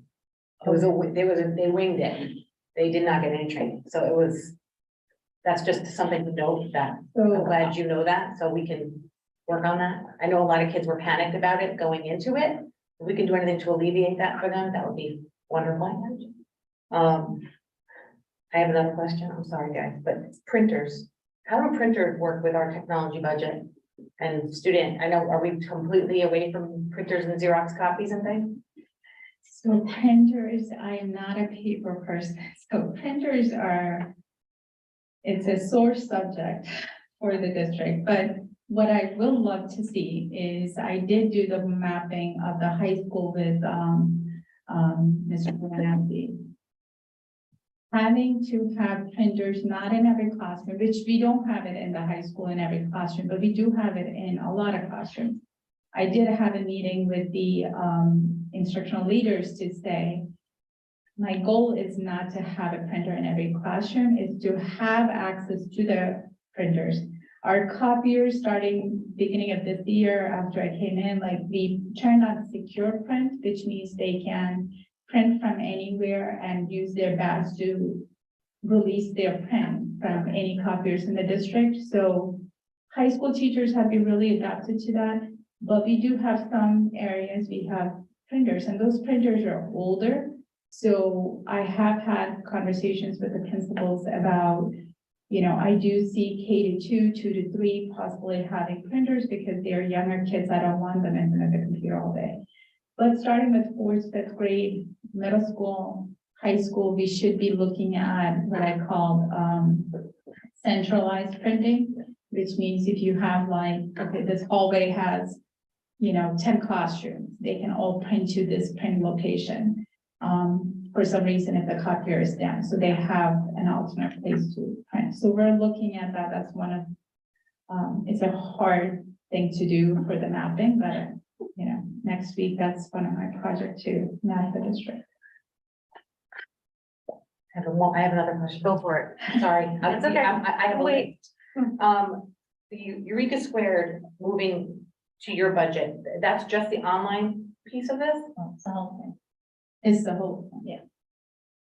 Can you just explain that? It's the whole Eureka Squared package, which means all of the student materials, there's print and digital. And then the premium assessment package. And the reason why we moved is because there's a tremendous discount for us available for model schools, so it made sense to shift it. The bonus is we ensure that everything is safe, because I think it was left to building administrators before. Yeah, no, but yeah. So I know what now- you're saying, yes. So now it's Yes, we're not copying pages. Everybody will have workbooks and digital access. Do they have the same this year? Do they have, I think they, you know, what we found out after we started the PD was that they did have digital access, but no one knew it. So I don't know why. Yeah, I don't know why that was, I don't know why Furnace Woods knew and nobody else. But that has since been rectified. And everybody can get in everywhere, and we'll have a premium package, which will mean that the assessments will be digital and will allow us to see results digitally, to do a quick item analysis, to change instruction or groupings, et cetera, and to see where we have, you know, progress being made or not, and react to it faster. Okay. Are you talking about the teachers have digital access? And the children. So they can push the lesson to the kids, they can push the assessment to the kids. So, and the kids, and there are also workbooks if they choose to use paper. And all three schools, sorry, and all three schools will be single sign-on through ClassLink and rostered for all the students as teachers as well. Have we found an online parent resource for this? Did we find one? Well, I just know that in years past, our math curriculum was very easy. If your kid was out, was sick, if the parent didn't understand. you I could pull honestly, up a- I'm not gonna lie to you, I don't know what the parent resource is and if there is one, but I can find out for you. Because whatever used to be was incredible. Like if you, as a parent at home, if you didn't understand the math lesson, you could either, Go on. yeah, pull up the notes, it would show you, give you a cheat sheet, whatever. And, you know, some nights math's hard. Not the same anymore. I can certainly find out for you. I'm not an expert user, but we have many at the elementary level, so I can pick their brain a little bit and let you know. And I have one other question, then I'm done, I promise. Who has access to, we have a whole bunch of software, and I'm sure that it's by grades, right? So like, would my children in the high school know that they have access to Microsoft 365 as opposed to using, they can access Excel instead of Google Sheets or Adobe? Like, what does that look like for a student? the access to the software. So are you talking about just Google versus Microsoft? Or I'm talking about everything, like, I don't think parents realize that their children have access to this much. This many. That was my question as well, like, the parents don't know, so how can we get that to parents, and how do students know that they have access to this? So, I mean, we do have an inventory list of everything that we use in the district. That's one, but I know it's a long list. One of the things that technology coaches are working on with me is creating a PD online resource area for all the software that we use in the classroom. So we do have staff resources that we're working on, but we'll also have student resources. That's not ready for public yet. That's something that they're putting together, resources and training videos and things like that for parents. I actually today was thinking about adding something to the Innovation Day, like maybe a digital K-5 tool set or something like that for parents, so they know what are the approved and also paid for services that we have in the district. And Well, I if can you jump could, in. I'm sorry. if you could include the login and the password with that. So our, I know you have ClassLink, but sometimes when I try to access through my son's Chromebook, something with ClassLink, it doesn't log in. so our class link is right now, we're just finishing something called one sync through ClassLink, which means when a student enrolls, it would automatically provision the account and then auto roster the students into the account the next day. Our ClassLink was not auto rostering, so some of them were manually rostered. So that's why you would see some working and some not, but we're changing all of that around right now. So it is single sign-on through ClassLink, and we can even put something out there on our website saying what are single sign-on through ClassLink and what's manual. So there's some vendors who don't work with us. So there's like 3 platforms that we have that we're not able to do single sign-on or auto rostering, but everything else that we pay for do go through ClassLink. Can I add on to the question about the technology? So I haven't talked about this, but on the website, the link for the curriculum department, if you click on that, you'll come to a landing page that says, welcome to curriculum and instruction. But on the left-hand side, there are links for the actual year-at-a-glance documents. So if you're an elementary parent, you click on K-5 and you'll see the first grade year-at-a-glance, the second grade year-at-a-glance, and it'll take you through the core subjects. We could add there a technology line and say what technology is available to an elementary student, do the same at middle school. So our web developer is getting ready to make the middle school and the high school site fully operational. We had to get the leaders to give us their year-at-a-glance documents updated, so they will be posted there. For middle school, it will also be grade level. So you'll click on 7th grade, you'll see all of the 7th grade, the ELA, the math, the science, the social studies. If you want to know the special area, unified arts, there'll be a separate click there. And then the high school is by department. So if you want to see social studies maps, you'll open it up, you'll see US history or global, et cetera, et cetera. So I could work with Vinita and we can add what technology is appropriate at each of those levels.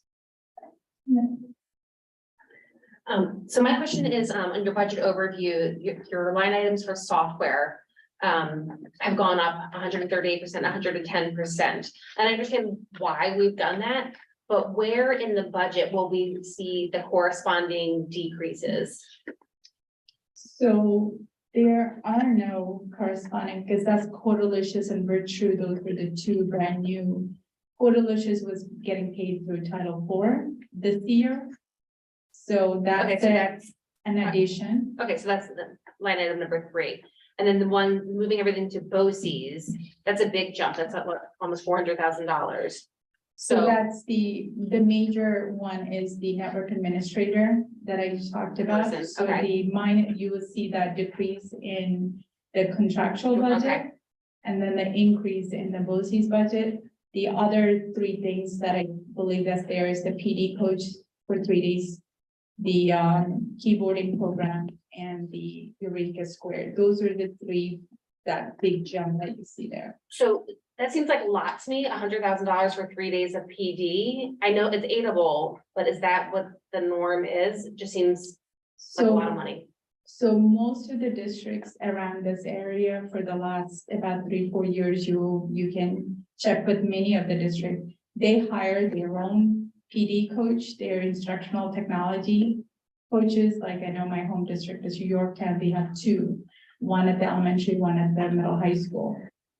If they don't have a full-time person, they reach out to BOCES to have a consultant come in. And some people start with the consultants and then move to a full-time person, because it's a really necessary, it's, computer science standards, it's not easy for, the teachers to just take it and run with it. So this is kind of helping them to change their their lesson plans and enhancing that lesson plans. 3 days a week, full time. Yeah. Okay. I'm sorry. Yeah. I thought it was just 3 days. I thought it was just like 3 days. Oh, out of no, 3 days a week, full time, sorry. Sorry. Yeah. Yeah. Thank you. Okay, thank you. That was very helpful. Oh, right, because we used to pay separately for coaches, right? It's like a separate stipend we pay. They have they're only allowed to work like after school. Yeah.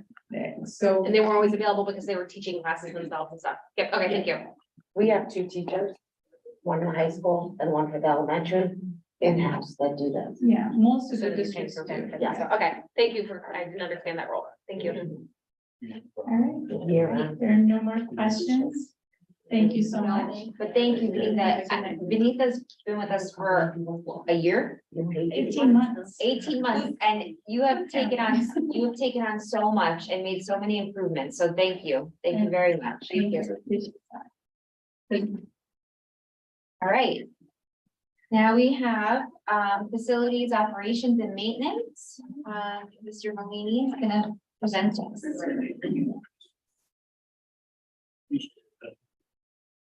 Good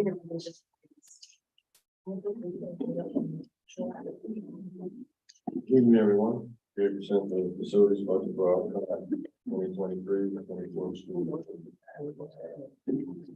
Everyone hear me? I usually like to start out a presentation, going over our bus drivers, and one of our biggest bus driver utilities is one of the things I don't really have much control over when it comes to utilities. Some of the other things we do, and when we know our salaries, what they're going to go up, is kind of that's contractual and what we're doing with that. So to start off, talk a little bit about electric.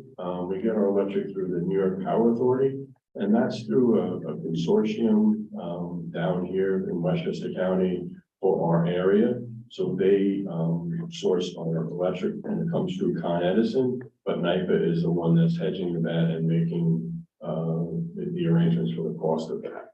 So that's NYPA solar. We're aware that some of our buildings have, or 5 of our buildings have solar arrays on top. And Con Edison, we have direct power from them, and we have gas, which is in our electric code. Overall, the average electric cost we anticipate to increase in the upcoming year.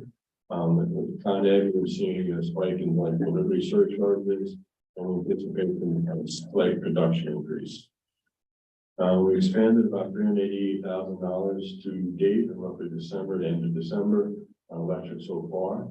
We'll talk a little bit about our increases when I get to the budget spreadsheet and what our anticipated percentage is going to be like. Projected utility budget for the 23-24, we're looking at about $813,000 for all set done. If you remember, we're in the process of going through soliciting the EPC. So we have Siemens is on board. They're going through the buildings. They've done the audited. And we're meeting with them to find that so we can get that project hopefully up and running and get that through the state education department. And looking to do maybe some installation starting around this time next year and going into the next summer. And we're looking for one of the biggest things with that would be the LED, changing out the lighting throughout the district to LED lighting in the interior spaces, which would help with electrical costs. Solar, we're always looking at possibilities with that. And currently we're looking at the maintenance building, if maybe we can do that for that base array, or if there's some other thing that we can do along the lines with the EPC. So some of the solar data, just to refresh everyone's memory, 5 buildings are producing solar power. Solar power accounts for about 40% of the district's needs. And that fluctuates how much power we get out of it, depending on what kind of winter we have, what kind of summer we have, what kind of shadowing, what kind of rain, or et cetera, what goes on. So it fluctuates back and forth, but about 40%. We produced 5,900 megawatts since the inception in 2016. The 3 elementary schools operate primarily on solar.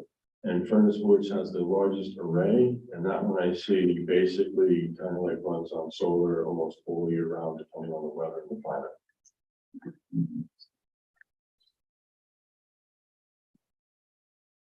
So some of the other utilities that we have, oil, it's on state contract, so OGS edges that, and they did that out with providers.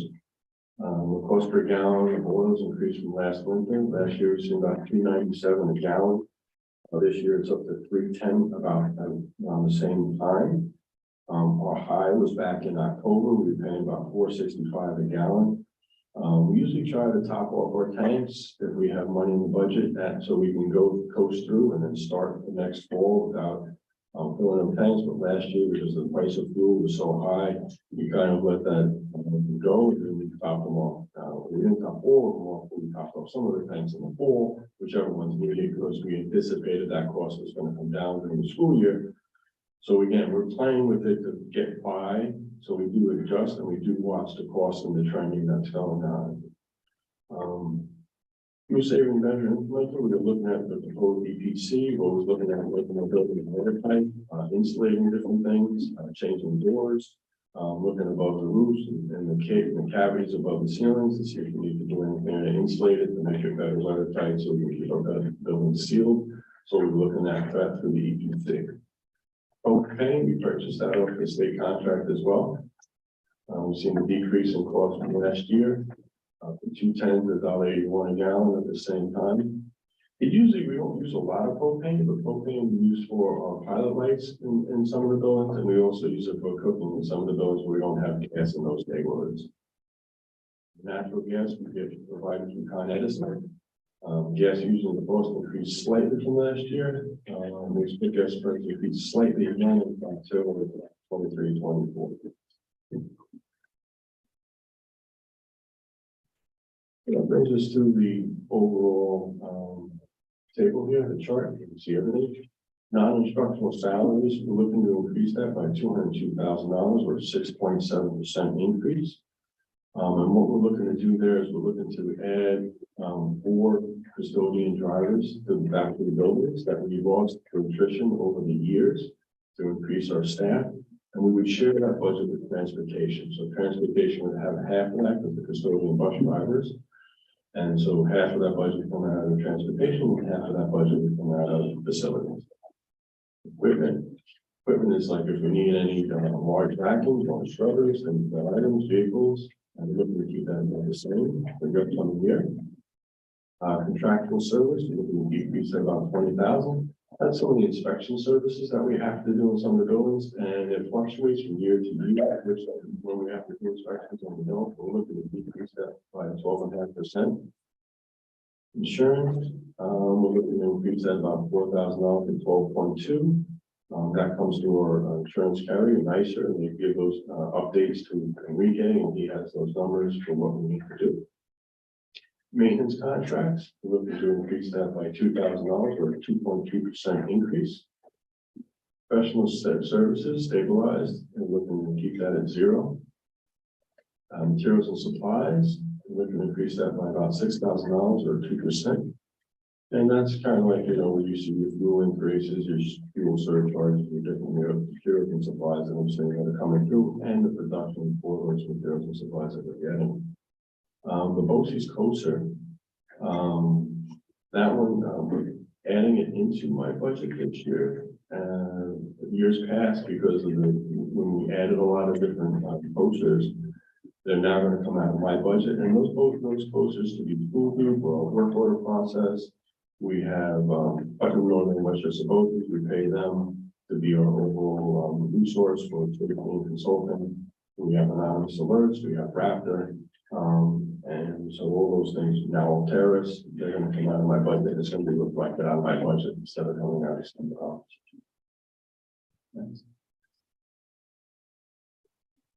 Next one, we have oil, we're increasing that budget line by $5,200 or another 2%.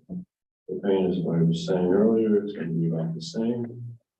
Municipal water, it's about the same, 2%. Electric and gas.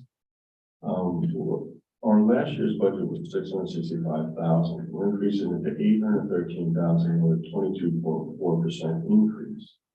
We're expecting about a 10% increase from year to year. But last year we experienced a big spike in utility costs, and that's why you see the difference between the 665 and the 813 going to 22.4 instead of a 10% overall increase. And on the bottom, there's a little bit of a footnote, so you can see where we are currently, the 3 and what we anticipate that we would need to finish out this school year. It brings about, I think, $739,000 altogether. So that's 739 to the 813, we do that roughly that 10% increase. Telephone, 0 to 0. Maintenance projects, we're looking to keep that $105,000. And security plan contractual, last year we had that in 15. We can bump that up to 20 or $5,000, 33.4% increase. Overall, we have a $209,000 increase. Or 7.9%.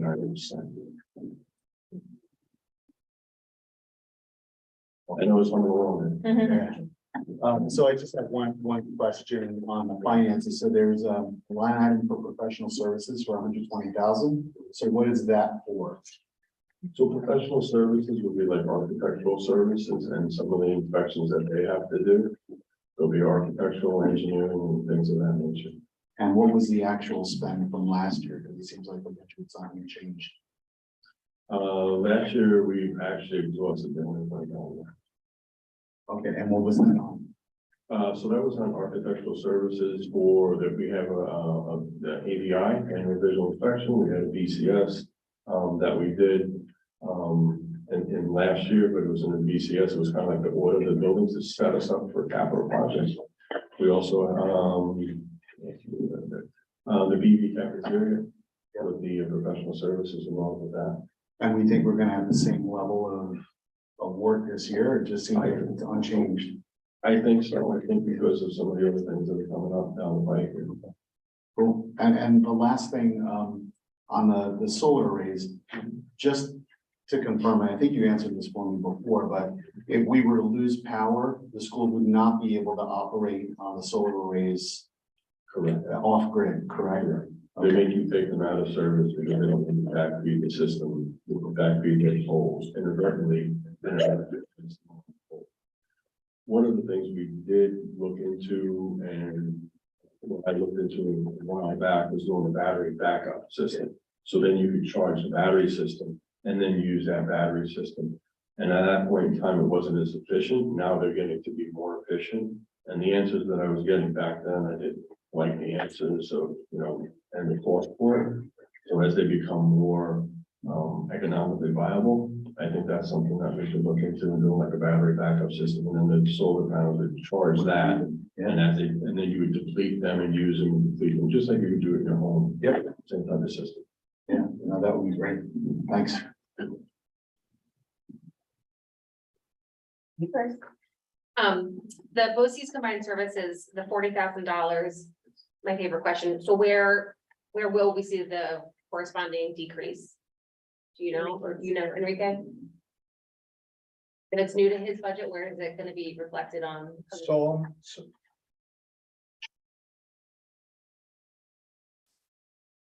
some of these used to come from my budget, but mainly this 40,000 is part of the security. Yeah, most of it is like all terrace. So all terrace we pay too, but As Enrique said, he used to come out of his budget, but it should be reflected somewhere. No, I get why they're moving, I just really look at the big picture. Yes, so that's right.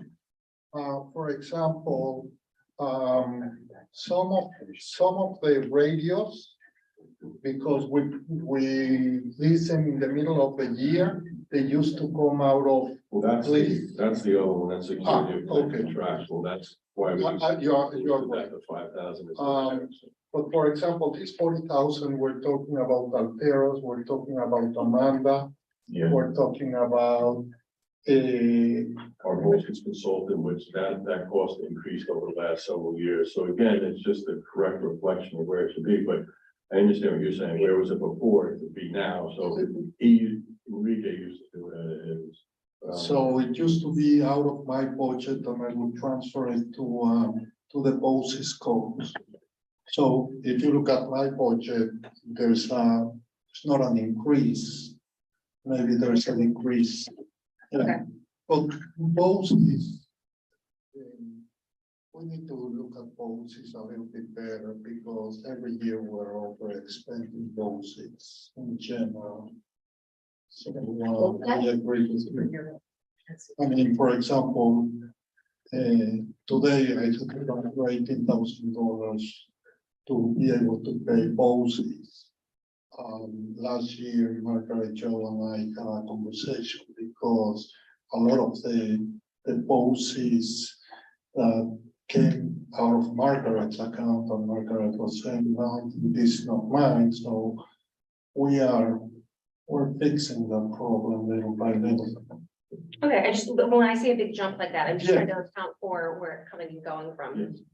And then the other question about the increase, so you have 4 new part-time positions? No, No, I didn't understand that. So Okay, four full-time individuals, but half of their costs will come out of my budget and the other half will come out of transportation. Only because we get aid on when they're driving. no, Well, part of it. not only because That's part of it. we get aid, but because a person is a custodian driver. right. So we always divide their salary half as a custodian and half as a driver. Okay, so this isn't a new practice.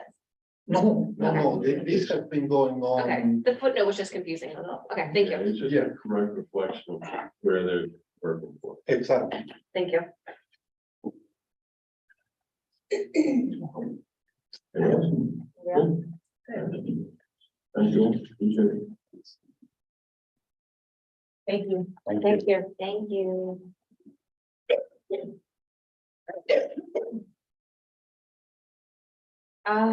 Where are we? Audience comments, review and development. Okay. Any committee reports? Bob?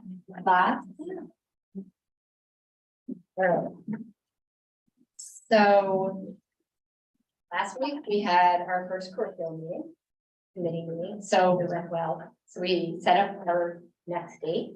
But really, I think we spent some time trying to going over what I think our goals would be for the meeting, getting some ideas with how Lisa and Margaret make changes in curriculum and how the staff help support that. So it was a little bit of a learning curve for us as board members. I think we gave her some ideas from what we were hearing in the community and things that we were thinking about, and she took those ideas and feedback into us. So I think we'll have more to report as we go forward, but I don't think we have any decisions made at this point, but we definitely gave her some ideas to go back and look at and report back in March. And then hopefully we can see some changes that Margaret, I'm sure, will share. Her. We met for facilities as well. So as Anthony said, EPC, we're moving forward with Siemens. In March, we plan to have them come and do a presentation for the community and for the board. And we are going to add this to the ballot. That is the goal. So if we add it to the ballot in May for the vote, we get it and it is supported by the community. We actually get additional state aid, 10% additional state aid. So it's something we're gonna do anyways, and doesn't cost the community any money. But if it's voted on, we get additional state aid, so it's kind of a win-win. So we want to make sure we bring that to the community so they understand when it is on the ballot, what they're actually receiving as our community is actually receiving, and if they are out supported, what additional funding we'll get. So what we voted on today also showed the BV cafeteria. And we should have probably called it out a little bit more, but, so we did approve the funding for the BV cafeteria to start, and it looks like it was under what we had expected. So I think we'll have some positive information coming from that. Hopefully, we should ask for a presentation on what pictures of that will look like. But that work is going to start in the summer. No, it's starting in June. Before school, It's actually yeah, starting, before it's actually school. starting before school is out. The children will be outside, a lot of June, and then they will September. be outside in September eating lunch. And I believe Mrs. we, Tracy has a plan for yes, all of them. So you're looking at me like, yes. Donna has a plan. And I think we asked if she could come And present explain- it and explain her plan, because it is really her plan, how she sees it working. So also last week, I went to the Capitol Conference, the virtual Capitol Conference, for, state funding. And this was really just, a bunch of school board members and superintendents. Joe probably went to the in-person. Did you attend the virtual? I'm not sure. The virtual one. Yeah. So it was just, it was really just a chance for the state to, share with us the wins of what we expect from state aid. And I mean, I think Enrique has said before that this is looking to be a good year for New York State as far as educational state aid. But some of the things that they did point out, the increase in UPK funding, additional funds for mental health, additional funding for IT, support specifically for protection of student information. So I know that is something that was important to us. Foundation aid being funded continuously. And then they also spoke about free and reduced lunch. Just a reminder that 75% of all students in New York State receive free and reduced lunch already. So it's something, even though it may not be pertinent to our district, perhaps people feel that way. In the end, New York State is already paying for 75% of students to have free and reduced lunch. So the difference is really the 25%. And a lot of a lot of education supports free and reduced lunch, because the fear is that people actually don't fill out the paperwork because there's a stigma associated with it. Also, immigrants may not understand that the service exists and maybe get scared to fill out the paperwork. So sometimes you have to think of it from a different perspective, not just from how we see it. Also, they did. John, so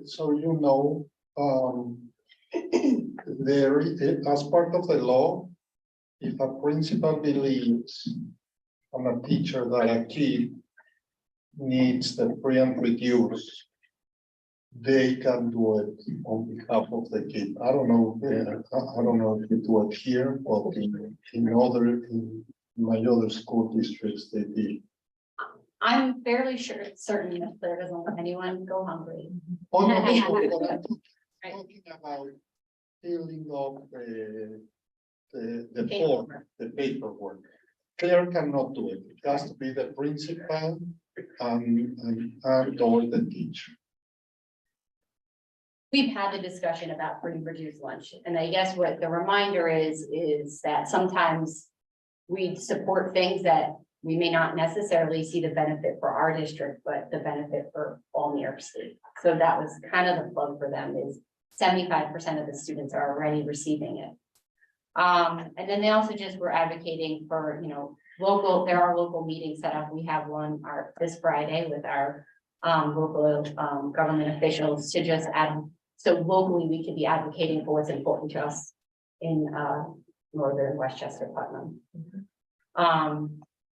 And then Monday, there was a Northern Westchester Putnam School Board Association advocacy meeting, which really summarized everything that we spoke about at the Capitol Conference. But also just where we see our advocacy efforts going next year to start thinking about that.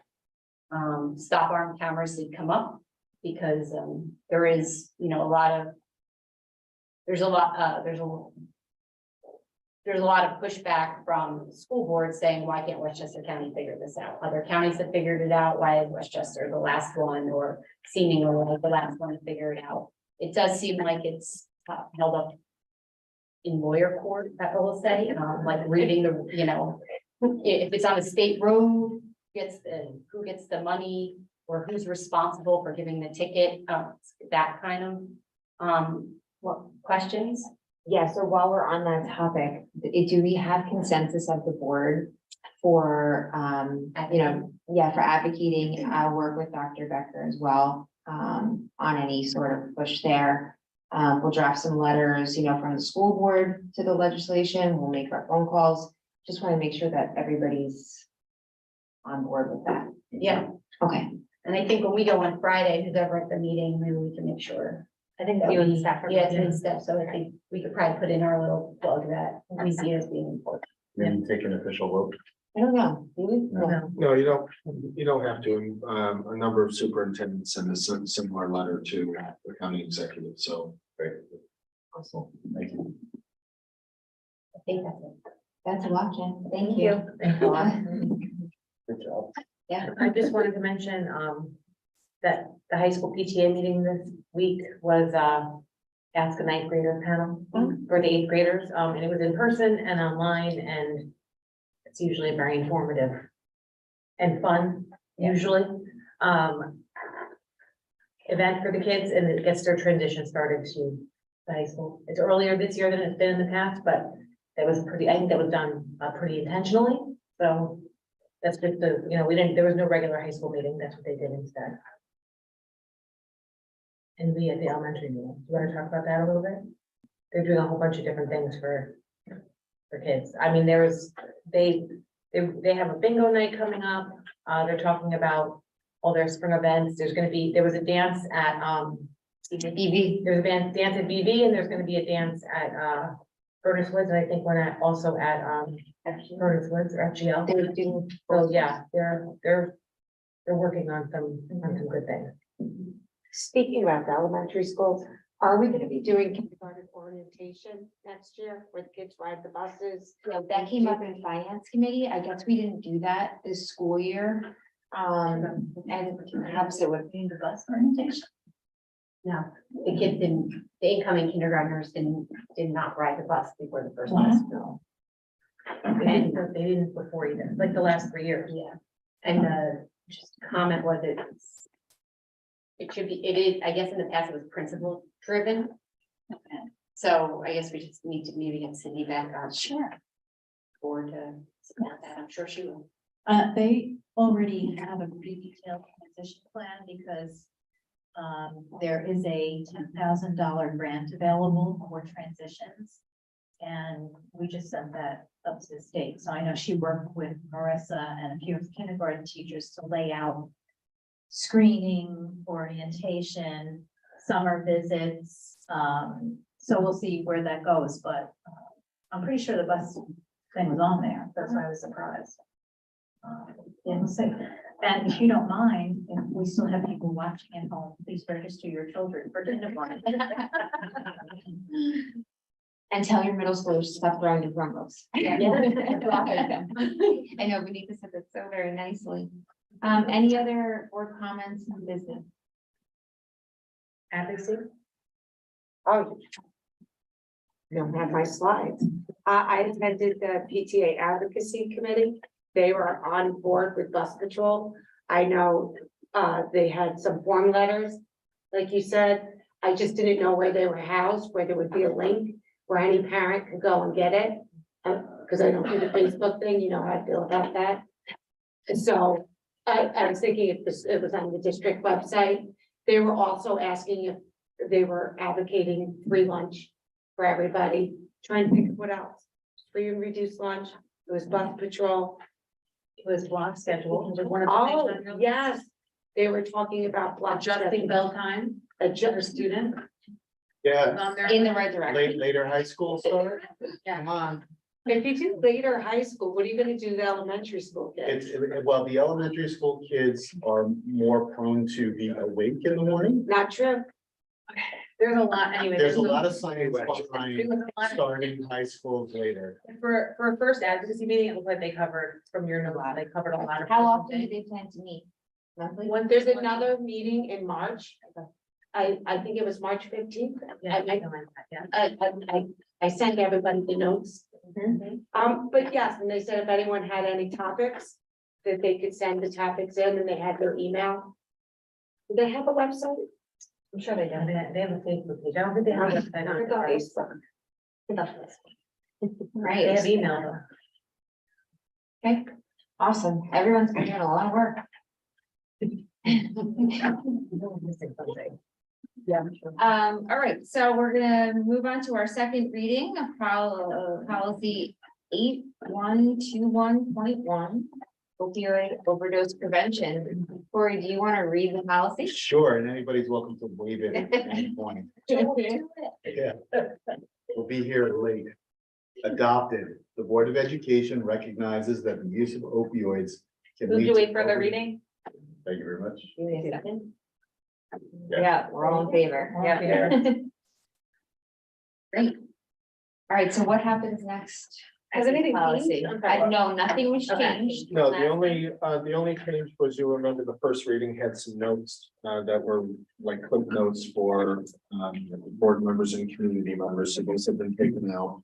There was a question from the last meeting about whether or not this policy should be exclusive to administering Narcan on only students and staff, and our lawyers agree with that sense that yes, it should be specific, but that's not to say that in the event of emergency that it can be used on others. But the point or the focus of the policy is to make sure that trained district personnel have the ability and basically the indemnification and the training to administer it on affiliated with the district. So what happens next, the nurses are meeting with a representative through New York State. I think it's an individual in Putnam County. The Narcan will be delivered, it will be stored, as you see on page 2 of the policy, it talks about storage. And then we are working with Westchester County to, either Westchester or Putnam, to provide Zoom training for any other staff member that would like to be trained. And for every staff member that's trained, we receive an additional dose of Narcan that will be housed for the policy. So this officially kicks it off and makes it official. Cool. I just wanna, some feedback that, I received was that, especially of some of our younger students' parents were a little concerned about what the signs like would look like in the buildings and what the training for those students, the younger students might look like. I don't know if we can explain a little bit about that, what that might look like. Yeah, our lead nurse, Phyllis Machete, is working through the state agency on what that would be. So she had, again, I talked today, she's asked for age appropriate signage so that students understand, and that the school nurses, the LPNs and RNs will be able to meet with teachers and make that part of sort of a back to school, some kind of initiative with students. We're just making sure it's appropriate for the age level. Thank you. All right. All good? I can I have a motion. We to vote on it? Yeah. Yeah, oh, Yeah, we have to vote on policy, yes. now it doesn't go on the agenda. Learn something else. Can I have a motion to approve policy? Oh, I got funding number. 8121.1.1. So moved. Have a second? All in favor? Okay, thank you. All right, can I have a motion to close the meeting? Have a second? All in favor?